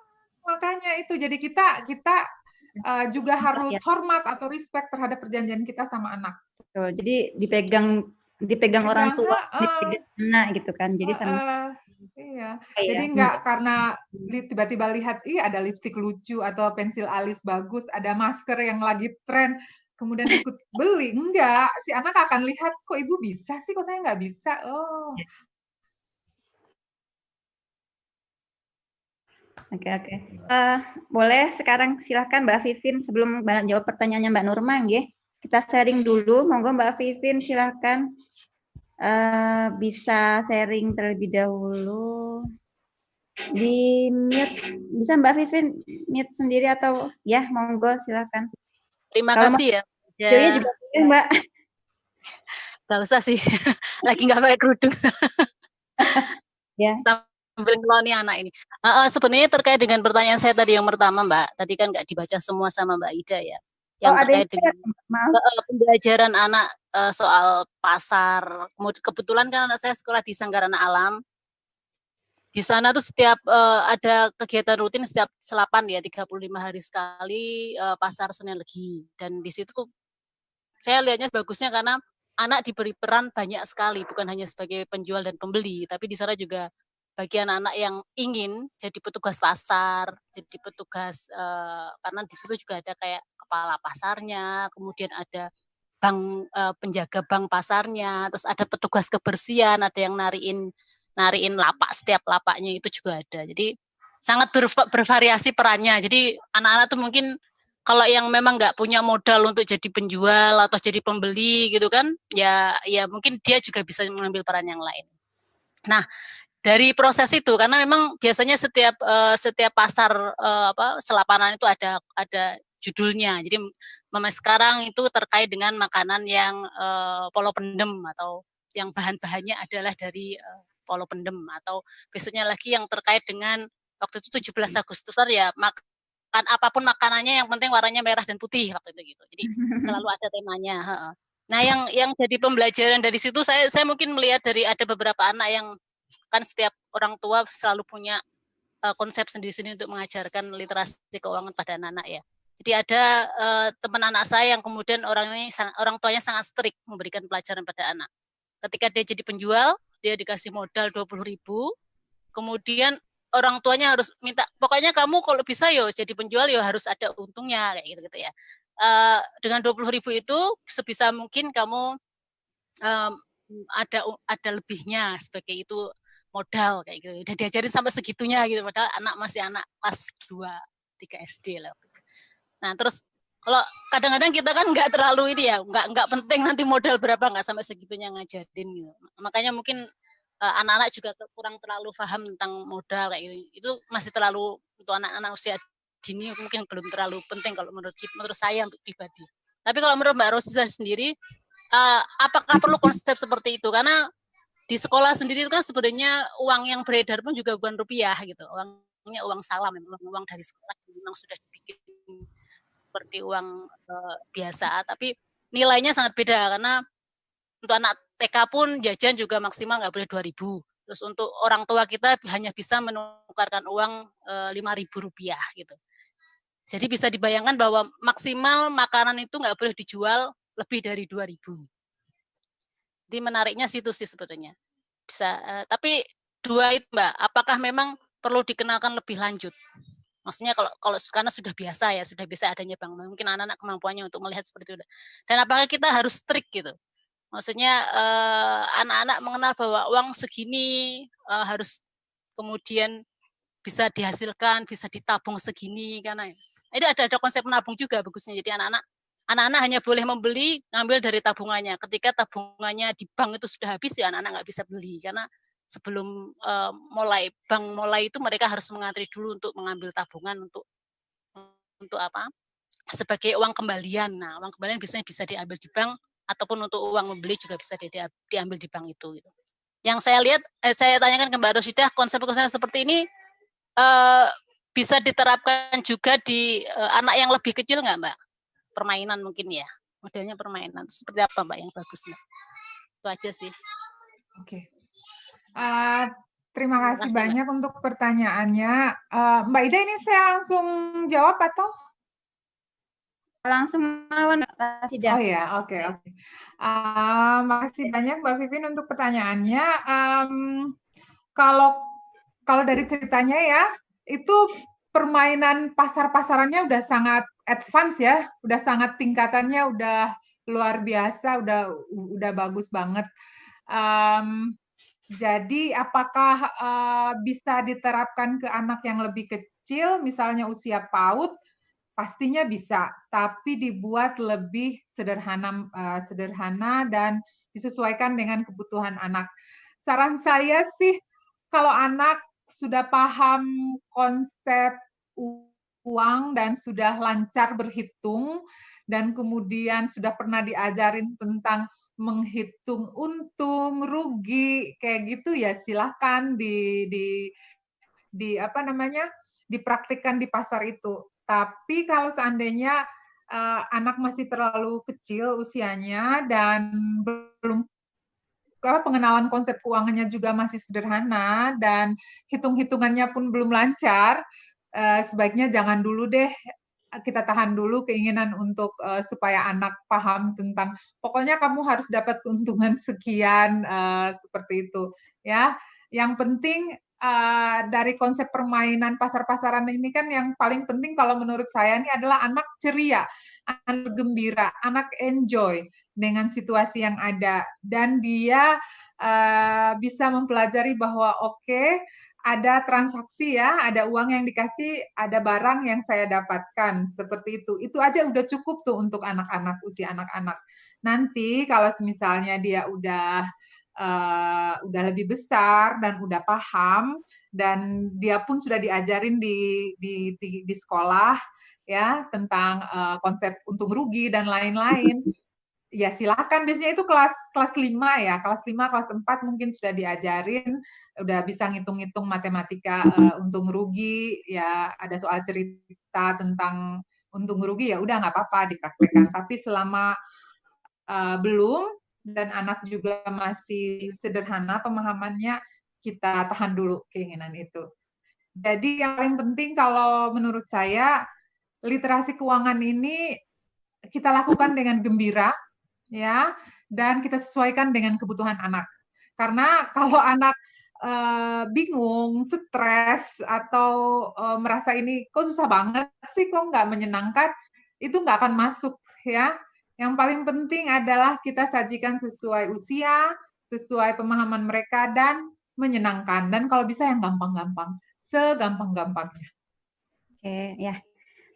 Terima kasih pada Mbak Vivin yang sudah pergi ya, dan juga pada Mbak Rasida yang sudah memberikan sarannya. Ya, yang penting tuh kalau anak mungkin yang pertama itu adalah gembira, kemudian juga mudah untuk menangkap dan tidak membebaninya gitu ya, mungkin yang bisa kita terapkan gitu kan. Oke, lanjut ke sesi pertanyaan berikutnya ya Mbak Rasida. Oke, Mbak Rasida itu di mute dulu. Belum. Oke, sudah ya. Monggo Mbak Rasida. Di mute dulu. Iya Mbak, udah kedengeran? Mbak Ida yang sekarang yang masih gantian. Nggak otomatis soalnya. Ini lanjut ke pertanyaannya Mbak Nurma, gitu kan, Bunda Nurma ini.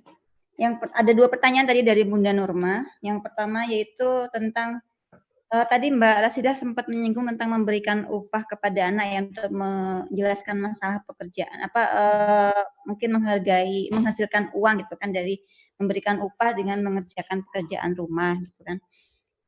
Kemudian itu gimana sih caranya biar mungkin kira-kira kita bisa memberikan pengertian enggak ke anak? Kira-kira itu berdampak ke tujuan bahwa yang dilakukan itu adalah terkait dengan kerjasama, disiplin, dan kemudian kemandirian gitu. Jadi mungkin gimana sih caranya biar itu kembali ke tujuan awal bahwa itu tujuannya untuk melatih mandiri, melatih disiplin, kemudian kerjasama, bukan hanya sekedar UUD mungkin ya gitu, bukan hanya sekedar ujung-ujungnya duit gitu kan.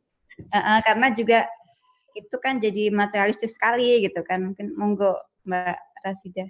Oh iya, ini emang apa sih agak sedikit rumit ya ketika diterapkan bersama anak.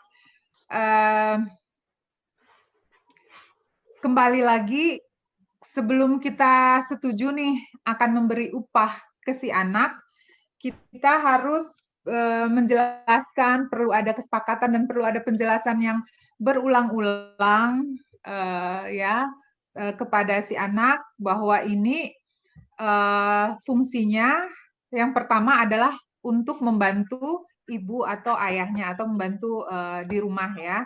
Yang kedua baru dia mendapatkan upah. Dan kalau bisa nih upahnya jangan lebih gede dari uang jajan ya. Karena kalau lebih gede dari uang jajan, disitulah anak kemudian oke deh, kayaknya harus lebih rajin nih biar lebih banyak duitnya. Ya, kalau bisa sih sedikit aja dikasih ya. Mungkin kalau anak itu masih usia SD kelas 1, dia nyapu halaman setiap sore dikasih Rp500 atau Rp1.000 udah cukup ya. Dan kalau itu yang dikhawatirkan bakal menjadi UUD, nggak usah setiap hari dikasih. Jadi misalnya kita sepakat bahwa oke, kamu membersihkan rumah, halaman misalnya, ruang tamu dan halaman misalnya setiap hari, tapi kamu ibu kasih sebagai upah nih dua kali aja. Jadi kamu terimanya pada hari Rabu dan hari Minggu seperti itu. Dan jumlahnya sedikit. Jadi dia tahu yang paling penting adalah dilakukan pekerjaan membersihkan rumah dan upah itu hanya sebagai reward atau sebagai penghargaan aja, bukan yang utama, bukan sumber penghasilan dia untuk mengambil isi dompet ibunya, enggak. Dan juga yang paling penting nih adalah bahwa kita hargai usaha si anak. Misalnya si anak udah udah membantu kita membersihkan, kita harus memberikan pujian. Ya, kita harus memberikan dorongan seperti itu. Itu yang paling penting sih. Oke. Ya, satu lagi Mbak Rasida dari Mbak Nurma ini tadi. Tadi kan juga tentang menjelaskan pekerjaan ke anak ya. Jadi mungkin ada kaitan juga dengan pertanyaan yang pertama tadi. Pekerjaan ke anak ketika kita menjelaskan ke anak itu bagaimana sih menjelaskan yang baik gitu ya ke anak. Karena yang namanya bekerja itu kan bukan cuma masalah dapat uang, bukan sekedar mati, tapi juga di situ ada fungsi aktualisasi diri, ada nilai sosial, kemudian mungkin juga mungkin ya tadi dua itulah minimal gitu kan, nilai aktualisasi diri, implementasi ilmu, kemudian nilai sosial. Nah itu gimana menjelaskan ke anak biar diterima, mungkin seperti itu bagi anak kecil. Iya, kalau yang tadi saya contohkan itu yang terkait pekerjaan, itu yang khususnya ketika kita memperkenalkan konsep literasi finansial ke anak ya. Berarti di sini mau nggak mau memang kita perlu menjelaskan kepada anak sedini mungkin bahwa kita keluar tiap hari dari rumah, itu misalnya kita ngajar ke tempat A, untuk setiap bulan kita tuh dapat yang namanya gaji. Ya, kita nggak usah nyebutin ke anak gaji kita segini, enggak. Kita bilang aja bahwa ibu bekerja untuk mendapatkan gaji. Nah, gaji ini akan dipakai untuk makan kita, dipakai untuk ini, dipakai untuk itu. Nah, ini sebenarnya cukup sederhana aja sesuai dengan usia dan situasi kita ya.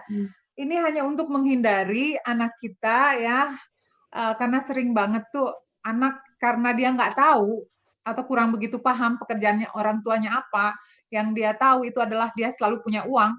Suatu saat dia nggak dikasih uang dan dia berpikir bahwa oh ternyata orang tua saya itu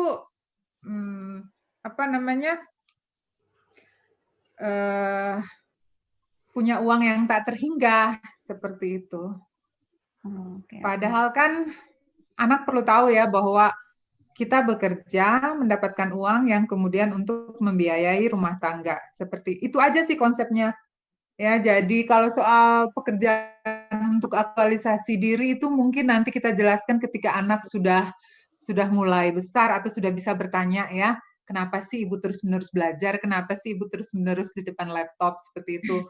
Ya, tapi kalau soal untuk kecerdasan finansial, cukup menjelaskan ke anak usia 3 tahun bahwa ibu tiap hari keluar untuk bekerja, ngajar di sekolah A, universitas B, untuk dapat gaji. Ya, gaji itu apa sih? Udah dijelaskan, gaji itu adalah ini, sejumlah uang yang ibu dapatkan supaya nanti bisa belanja, bisa ini, bisa makan. Seperti itu aja. Oke. Ya, mungkin sederhana saja ya Mbak, jadi menjelaskannya ke anak yang masih kecil. Mungkin nanti beranjak balik ya mungkin di atas usia 12 gitu baru mungkin kita bisa sharing yang lebih kompleks gitu ya.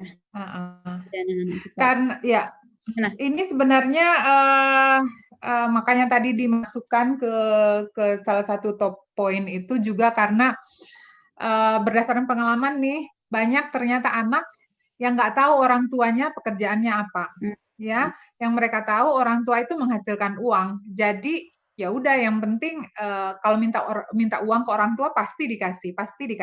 Mereka nggak tahu bahwa uang itu adalah hasil kerja keras orang tuanya. Seperti itu yang perlu kita jelaskan ke anak supaya anak juga berempati kepada kita bahwa uang ini nggak datang kita duduk-duduk kemudian uang datang, enggak. Uang ini karena kita bekerja keras. Jadi anak menghargai kerja keras kita. Seperti itu aja sih. Iya. Intinya untuk menghargai menghargai kerja keras, menghargai menghargai profesi mungkin seperti itu ya. Tapi tentunya jangan sampai jangan menjelaskannya ketika apalagi yang perlu dihindari nih menjelaskan hal ini sambil marah-marah seperti minta uang mulu, kamu nggak tahu ya ibu mati-matian kerja dari pagi sampai malam. Nah itu yang nggak boleh. Enggak, ya.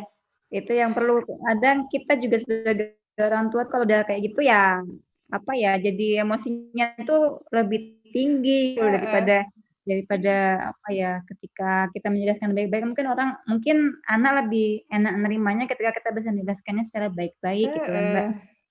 Oke. Iya. Sebentar, saya juga mau tanya nih Mbak. Sebenarnya seberapa tadi ya terkait dengan pekerjaan juga pertanyaannya Mbak Nurma tadi, Bunda Nurma, itu gimana sih efektif nggak ketika kita sebagai orang tua ya untuk menjelaskan pekerjaan ke anak gitu kan, kita pekerjaannya apa atau tiap hari kok pulang berangkat pagi pulang sore gitu kan misalnya atau pulang malam kalau di Jakarta mungkin seperti itu, efektif nggak ketika kita mengajak anak ke kantor itu menurut Mbak Rasida itu bagus nggak sih buat perkembangan anak atau malah itu akan membuat dia jadi bad mood atau gimana Mbak? Monggo. Ya. Baik Ibu. Kalau kita pekerjaannya memungkinkan mengajak anak dalam arti tempat pekerjaan kita itu aman ya, nggak ada benda-benda tajam, nggak ada hal-hal yang apa sih istilahnya membahayakan untuk anak.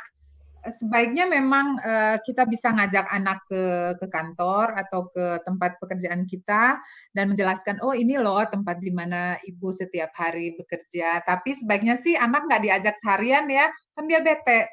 Ya, cukup mungkin diajak ya setengah jam cukup lah. Ya, terus jangan lupa kalau untuk anak yang masih kecil mainannya juga dibawa ya. Syukur-syukur ada tempat bekerja yang sudah menyiapkan tempat anak untuk apa sih bermain seperti itu kan, jadi bisa ya sambil ibunya bekerja anaknya bisa dititipin dulu. Tapi kalau seandainya emang untuk diperkenalkan saja ibunya bekerja misalnya sebagai dosen atau sebagai guru ya cukuplah diajak 1 jam 2 jam udah, jangan sampai seharian nanti dia bosan. Ya. Karena seringnya kayak gitu juga tuh Mbak. Jadi kadang tuh kita mungkin karena saking apa ya, mungkin kalau para working mom gitu kan banyak yang pada mau menitipkan juga masih khawatir apalagi kondisi kayak gini gitu kan. Anak di rumah dengan apa belajar online, tapi juga kadang masih ada yang orang tua yang bekerja di luar gitu kan. Itu kan juga dilematis ya. Maksud saya mau ngajak gimana nggak diajak di rumah juga sendirian misalnya nggak ada yang nemenin gitu kan. Nah itu kan juga dilema tersendiri buat para orang tua gitu kan. Jadi ya itu tadi kalau misalnya kondisi kayak gini memang agak sulit ya Mbak untuk berbagi peran itu. Kalau kaitannya dengan literasi finansial, kalau menurut saya sih sebaiknya diajak, kemudian dijelaskan ini pekerjaan ibunya setiap hari. Kalau memang dia harus lebih lama di tempat pekerjaan ibunya, kalau anaknya masih kecil, inilah apa namanya di bawah mainan juga. Kalau diizinkan ya di kantor. Mainannya dibawa serta seperti itu, jadi dia nggak bosan. Ya, terima kasih atas sharingnya. Monggo mungkin dari para sahabat di sini, ini kami juga ada beberapa dari Mbak dari pengurus dan anggota Fatayat NU DIY. Kemudian juga ada yang kebanyakan sih dari Fatayat dan dari UNU gitu ya. Oke. Oke. Mungkin nanti kemarin sih ada sesi parenting yang pertama itu tentang menghadapi pandemi. Ya. Cara orang tua untuk mungkin belajar bareng di rumah dengan anaknya gitu kan, karena selama kurang lebih 3 bulan ya hampir 4 bulan ini kan kita menghabiskan waktu lebih banyak di rumah, dan itu juga saya kira hikmahnya banyak gitu ya. Walaupun juga banyak akibatnya gitu kan. Tapi juga hikmah baiknya pun kita bisa lebih sering berinteraksi dengan anak, jadinya lebih mungkin secara emosional juga lebih dekat gitu kan. Dan itu tapi juga gimana caranya biar nggak bosan gitu aja sih. Karena kalau tiap hari juga sebenarnya lumayan boring juga gitu kan, makanya kita kemarin gitu. Oh, keren ya sesinya. Yang sering saya pantau nih adalah orang tua jadi lebih menghargai profesi guru. Oh iya, betul itu hikmahnya juga ya. Salah satu hikmah. Iya, jadi teman-teman saya yang guru sering dapat WhatsApp atau telepon dari orang tua murid, aduh makasih ya Bu, selama ini ternyata luar biasa Ibu menghadapi anak saya. Iya. Akhirnya juga kita jadi punya 2 peran, Mbak. Apalagi kalau misalnya orang tua bekerja ya. Jadi apalagi gitu kan. Jadi ngurusin kerjaan dan gimana sih caranya bagi waktu gitu antara pekerjaan dengan pendidikan anak gitu kan. Iya. Oh iya, ada yang mau bertanya lagi Mbak Rasida.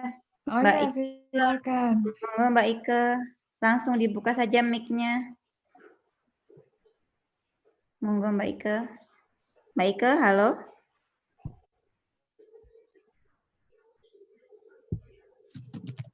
Silahkan. Mana Mbak Ike-nya? Nggak ke ini. Oh, nggak bisa buka mic-nya. Sudah saya buka. Oh, oke, ya. Ya, monggo. Makasih, Mbak. Nggak usah pakai gambar ya, soalnya sinyalnya unstable. Terus ini mau nanya, tadi tuh menarik 3 kaleng yang tadi ya, ada kaleng apa namanya buat jajan, ada kaleng tabungan sama kaleng sedekah. Nah, pertanyaannya adalah yang pertama, fungsi dari kaleng sedekah itu untuk apa? Dan juga contoh untuk pengaplikasian kaleng sedekah itu dalam hari-hari anak itu apa? Plus juga per umur. Kaleng sedekah untuk umur anak usia di bawah 5 tahun seperti apa, anak untuk SD seperti apa. Terus kemudian yang kedua adalah bagaimana cara menghitung tadi itu apa namanya cara mengisi kaleng. Kan tadi caranya ngitung adalah pengeluaran dikurangin tabungan sama dengan belanja.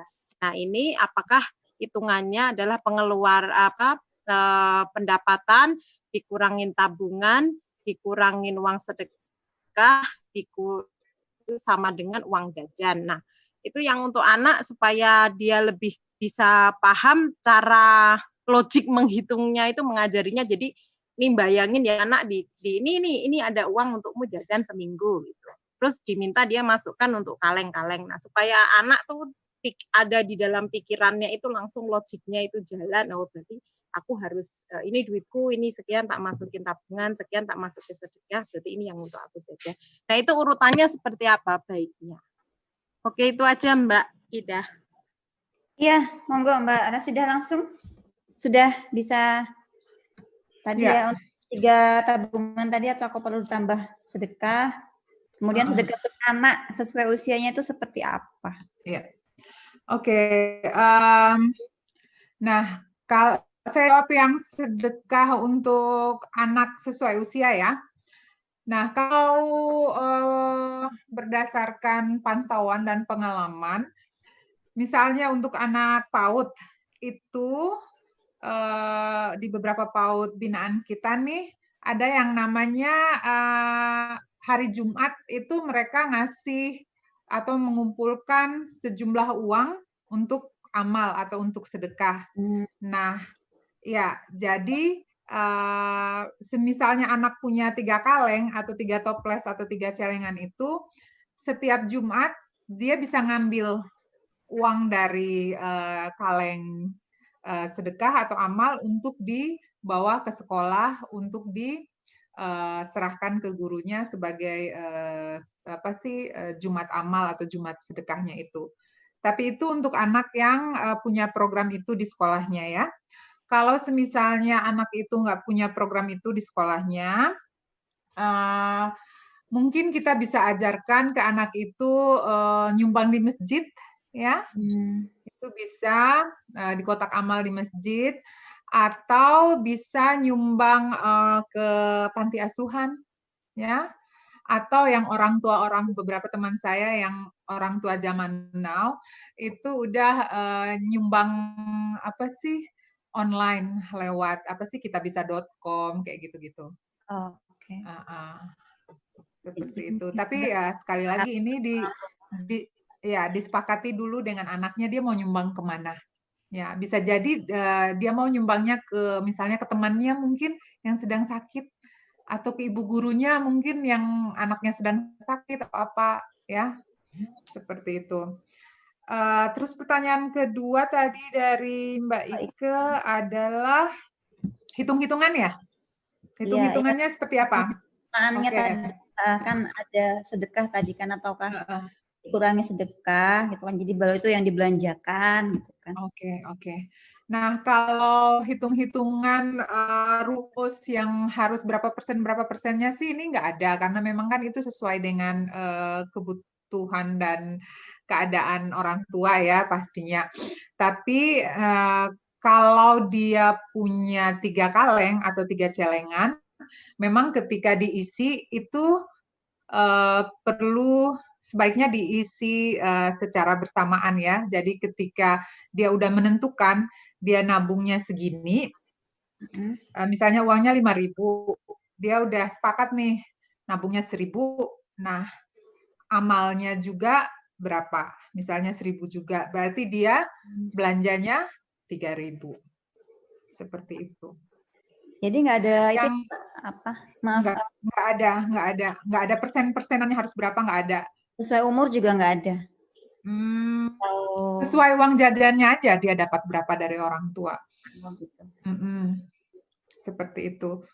Kalau soal yang misalnya apa sih amal atau sedekahnya harus 2,5% dan lain-lain, itu silakan, itu tergantung kesepakatan orang tua ya.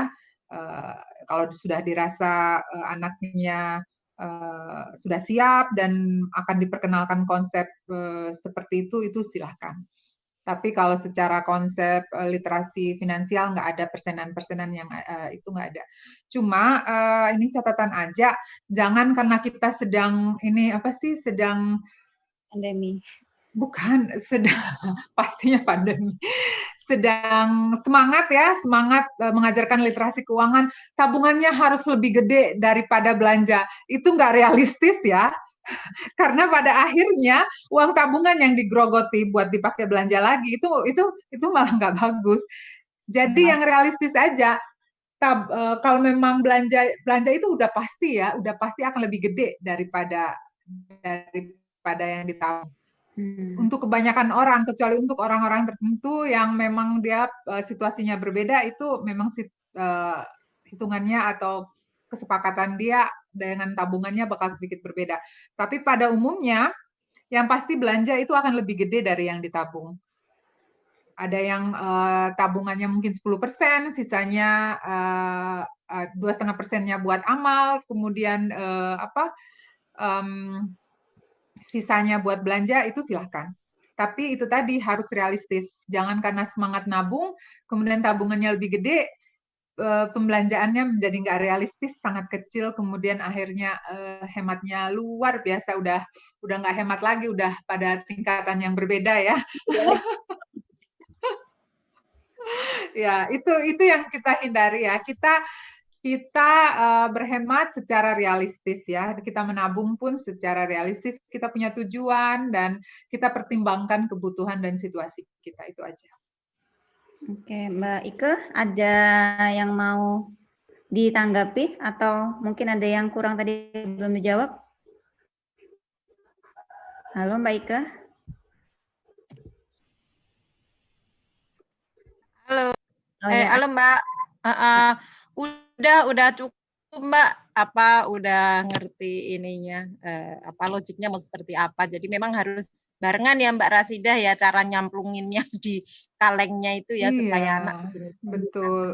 Dan itu tadi Mbak Ike, semisalnya kita ngajarin anak menabung, apalagi anak yang masih kecil, sebaiknya kita juga punya tabungan yang anak juga lihat. Jadi kita melihat tabungan anak juga melihat tabungan kita. Jadi mereka menjadikan kita sebagai role model seperti itu. Kita menunjukkan sikap baik dan kita juga berada di jalan yang sama nih sama si anak. Jadi si anak nggak sendiri. Seperti itu. Oke. Mbak, satu pertanyaan terakhir mungkin ya, karena waktu kita juga terbatas gitu kan. Dari YouTube, ini dari live YouTube dari Mbak Umi Musafah, ini juga pengurus di PW Fatayat NUDY.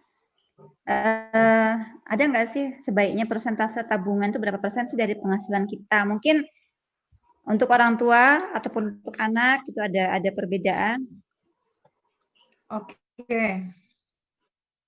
Idealnya ya di situasi yang sangat ideal dan nggak ada kebutuhan emergensi yang gimana-gimana dan semua kita nggak terkena dampak pandemi dan lain-lain, sebaiknya antara 10 sampai 15%.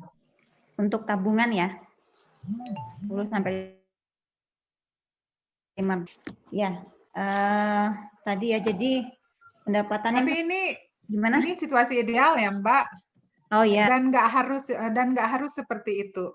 Ya, misalnya kita mau menabung buat beli rumah misalnya, bisa jadi bulan Januari kita nabungnya mungkin 10%.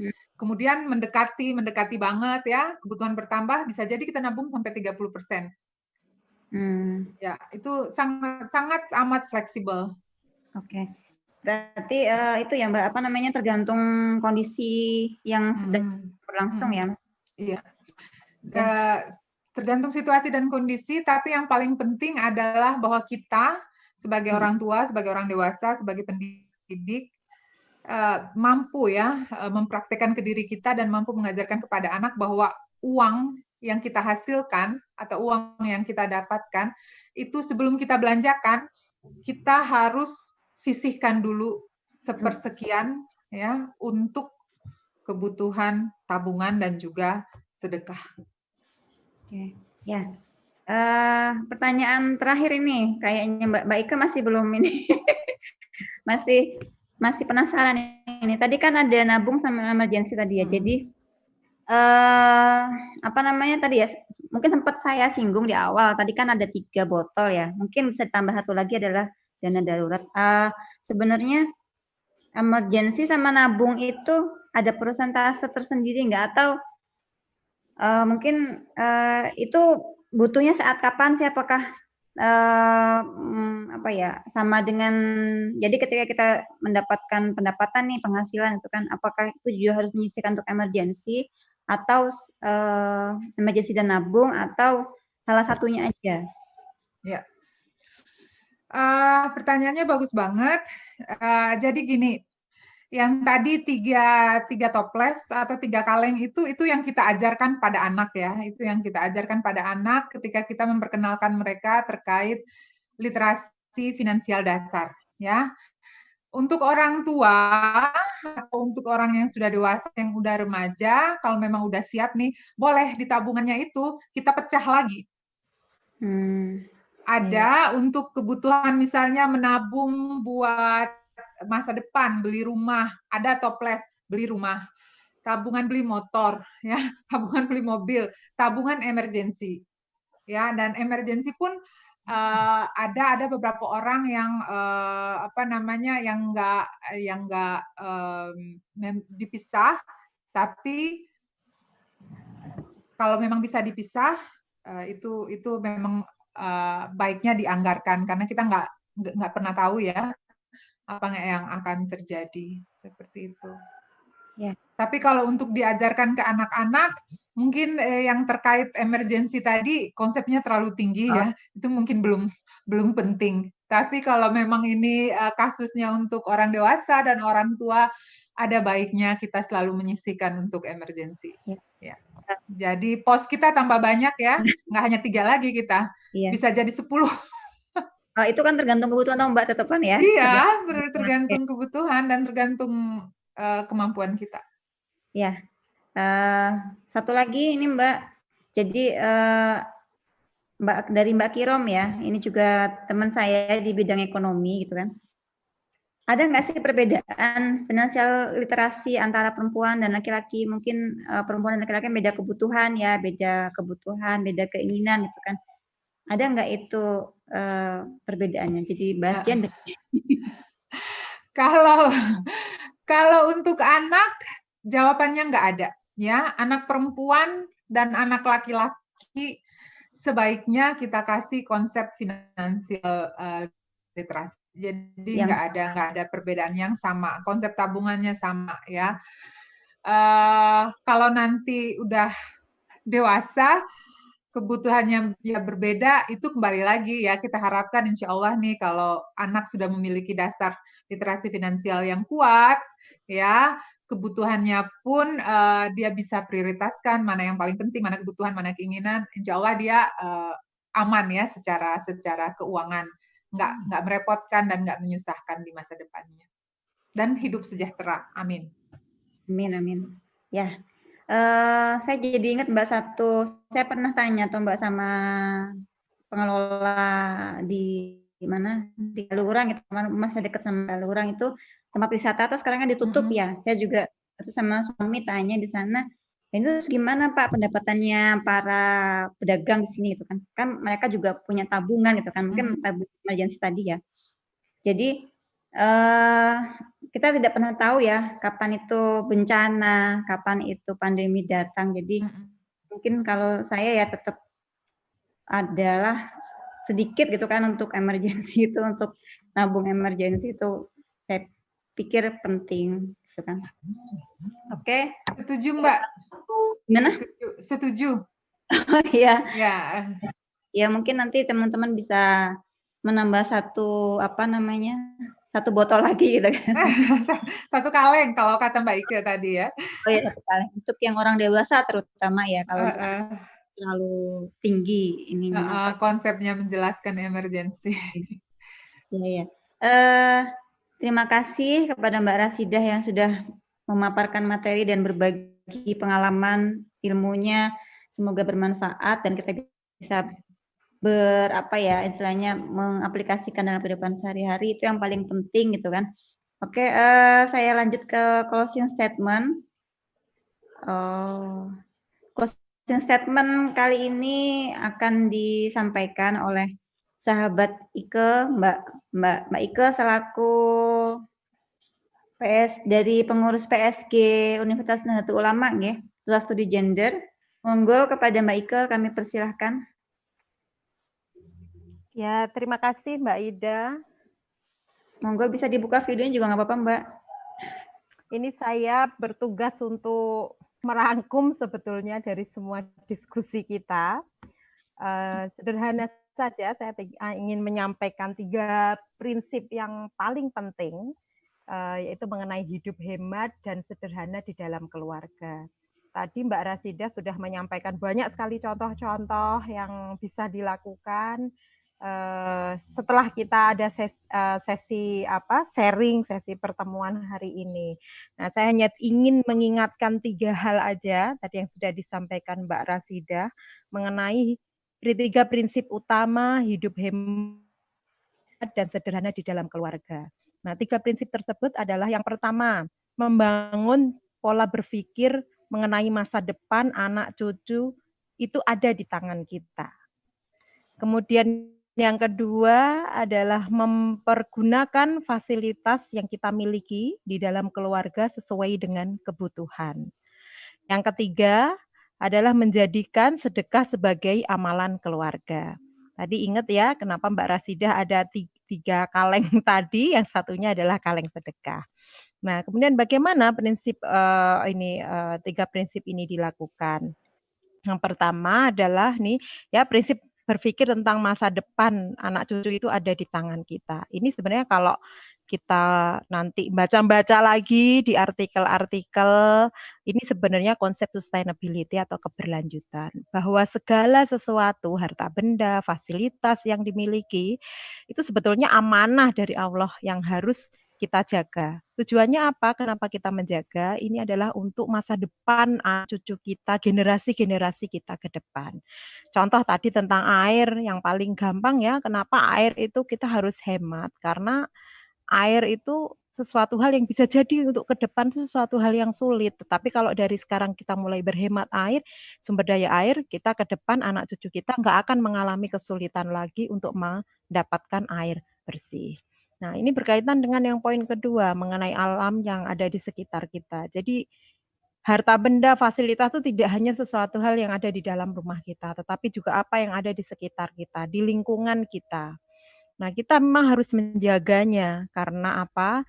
Itu merupakan bagian dari seluruh fasilitas yang disediakan Allah untuk kehidupan kita. Contoh tadi air, pohon-pohonan, bahkan juga hewan-hewan yang ada di sekitar kita. Misalkan contoh, kenapa kita itu harus memelihara tanaman di sekitar kita supaya itu menjadi tempat habitat untuk jangkrik untuk hidup, katak untuk hidup, supaya kita tahu, belajar tentang musim. Oh, ini sudah mulai musim kemarau, ini sudah mulai musim penghujan. Nah, kita wajib menjaga itu semua untuk harmonisasi hidup. Bukan hanya untuk sekarang, tetapi nanti untuk ke depan, untuk generasi-generasi kita berikutnya. Kemudian yang kedua, prinsip yang kedua adalah ini mempergunakan fasilitas itu sesuai dengan kebutuhan. Jadi tadi Mbak Rasida sudah menyampaikan mengenai ini ya, bagaimana cara mengenalkan kepada anak mana kebutuhan, mana keinginan gitu. Nah, ini yang harus kemudian ditanamkan kepada anak adalah tanamkan bukan hanya pada anak, tapi pada kita semua. Ibu, ayah, anak-anak, dan semua orang yang tinggal di dalam satu rumah kita. Bahkan juga orang-orang di keluarga kita, keluarga besar kita. Itu ini ya, menanamkan bahwa semua fasilitas itu harus kita gunakan sesuai dengan kebutuhan. Begitu. Lanjut Mbak Asili ininya. Mbak Asili. Lanjut. Sudah Mbak, sudah dilanjut ke slide. Oh iya. Nah, oke, menggunakan fasilitas tadi ya. Nah, ketika kita menggunakan fasilitas apa yang ada dalam keluarga kita, yang pertama adalah keluarga ini harus belajar bersyukur bahwa semua apa yang ada yang sekarang kita nikmati itu harus kita syukuri. Kemudian anggota keluarga tadi ya menggunakan apa yang diberikan sesuai dengan kebutuhan, bukan keinginan apalagi untuk berlebih-lebihan. Lanjut untuk poin yang ketiga, prinsip yang ketiga adalah ini menjadikan sedekah sebagai amalan di dalam keluarga. Jadi seluruh anggota keluarga memang harus bersedekah. Ayah, ibu, anak-anak, semua yang ada di dalam keluarga itu menjadikan sedekah itu menjadi bagian dari hidup keseharian. Tadi kenapa ada kaleng sedekah di dalam belajar menabung bagi anak. Nah, ini kemudian memberikan sebenarnya belajar juga sedekah ini adalah untuk berempati kepada orang lain, bahwa sedekah ini selain berempati kepada orang lain, ini juga merupakan tabungan akhirat untuk kita semua anggota keluarga. Itu yang mesti dijelaskan dengan cukup baik, ditanamkan dalam kehidupan sehari-hari kepada anak-anak. Tadi benar Mbak Rasida memberikan contoh bahwa kalau anak diminta menabung punya 3 kaleng, berarti orang tua juga punya 3 kaleng yang mereka lihat sehari-hari. Jadi intinya keluarga, mau bapak, mau ibu, mau anak, mau anggota keluarga yang lain, sama-sama melakukan proses tadi itu menabung bersama, bersedekah bersama, dan menggunakan uang sesuai dengan kebutuhan. Nah, ini yang terakhir, saya merangkum semuanya. Lagi Mbak Asili slide yang terakhir. Ini ya. Oke. Yang terakhir adalah yang 2 atasnya lagi Mbak Asili. Ya, ini. Konsep saling mengingatkan dan mendukung hidup hemat. Hidup hemat itu sebetulnya sudah diajarkan oleh Rasulullah Muhammad SAW. Ya, Rasulullah bersabda, makanlah, bersedekahlah, berpakaianlah dengan tidak berlebihan dan tidak angkuh. Nah, ini yang menjadi dasar bagi kita semua untuk menjalankan 3 prinsip tadi yang di atas. Nah, kemudian menjadi tanggung jawab siapa? Ini tanggung jawab seluruh anggota keluarga. Baik itu ibu, ayah, anak, kalau ada nenek, kakek yang tinggal atau anggota keluarga yang lain, tanggung jawabnya adalah harus saling mengingatkan dan juga saling belajar untuk menjalani hidup bersyukur, hemat, bersedekah, dan berpikir ke depan. Itu aja closing statement dari saya. Terima kasih untuk kehadirannya dan semoga ilmu yang didapatkan hari ini di forum ini bisa nanti setelahnya bisa dipraktekkan pelan-pelan. Dan semoga ini menjadi amal kita, menjadi ilmu kita semua yang bermanfaat bukan hanya untuk kita, tapi juga untuk anak-anak kita, untuk keluarga besar kita, dan juga untuk masyarakat kita. Sekian dari saya. Wassalamualaikum warahmatullahi wabarakatuh.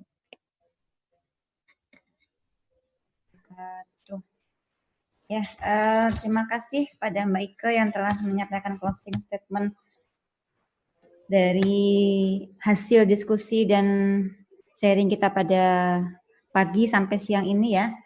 Sudah sekitar 2 jaman kita bersama di forum ini. Oh ya, sebelum saya tutup, ini ada sedikit pengumuman, mungkin juga nanti teman-teman di sini dan para yang melihat di YouTube maupun di FB bisa ikut gabung lagi. Kita masih ada 3 sesi untuk sesi parenting kerjasama antara Pusat Studi Gender Universitas Nahdlatul Ulama Yogyakarta dengan PW Fatayat dan UDIY, yaitu sesi setelah ini mungkin nanti kita akan ada penjadwalan untuk sesi berikutnya, yaitu mencegah kekerasan terhadap anak, dan sesi berikutnya lagi masih ada lagi juga itu tentang kesehatan anak, dan yang terakhir mungkin dalam sesi berikutnya yaitu adalah cara efektif untuk membangun kesepakatan dengan anak. Ya, itu mungkin nanti bisa kita nantikan jadwalnya di grup Fatayat maupun nanti bisa kita share di grup-grup yang lain dan di FB UNU juga mungkin. Itu saja pengumuman dari saya. Oh ya, sebelum kita tutup, monggo kita bisa foto bersama. Minta tolong Mbak Hili untuk memfoto. Silahkan yang mau dibuka videonya. Kalau bisa dibuka videonya sebentar ya. Supaya bisa kita saling mengenal juga gitu ya. Nanti siapa tahu ketemu di mana gitu kan. Bisa saling menyapa. Silakan yang mau dibuka videonya, masih ditunggu.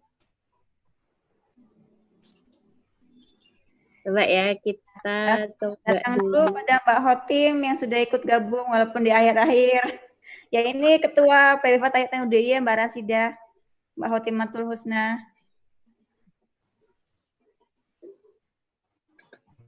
Ya, monggo Mbak Rasida bisa dimulai atau ada gaya yang lainnya?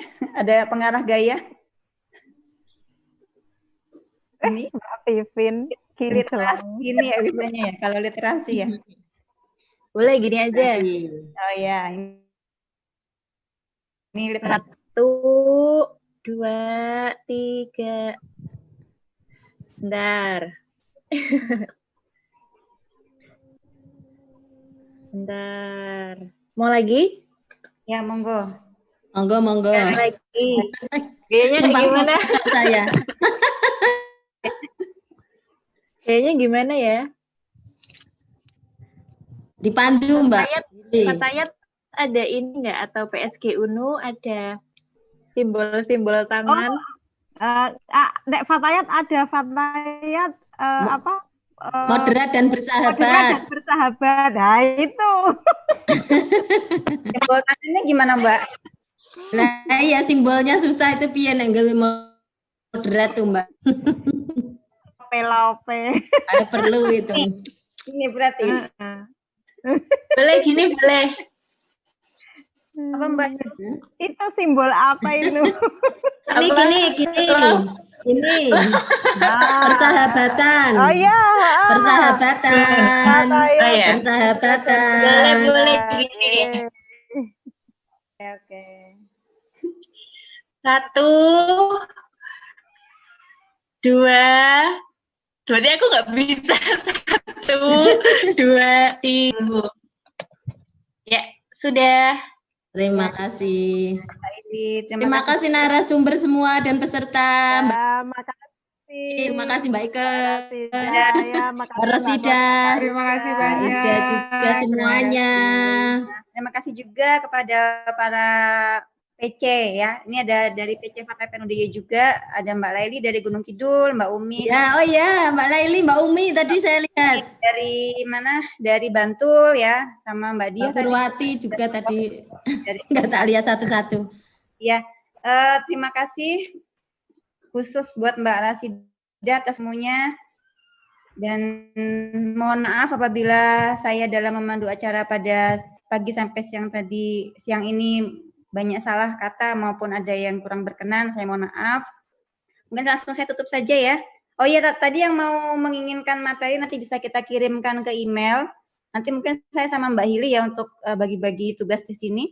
Ya, terima kasih untuk partisipasinya, kehadirannya. Semoga bermanfaat. Saya tutup langsung ya. Bila taufiq wal hidayah. Wassalamualaikum warahmatullahi wabarakatuh. Waalaikumsalam warahmatullahi wabarakatuh. Terima kasih. Assalamualaikum. Terima kasih semua. Waalaikumsalam.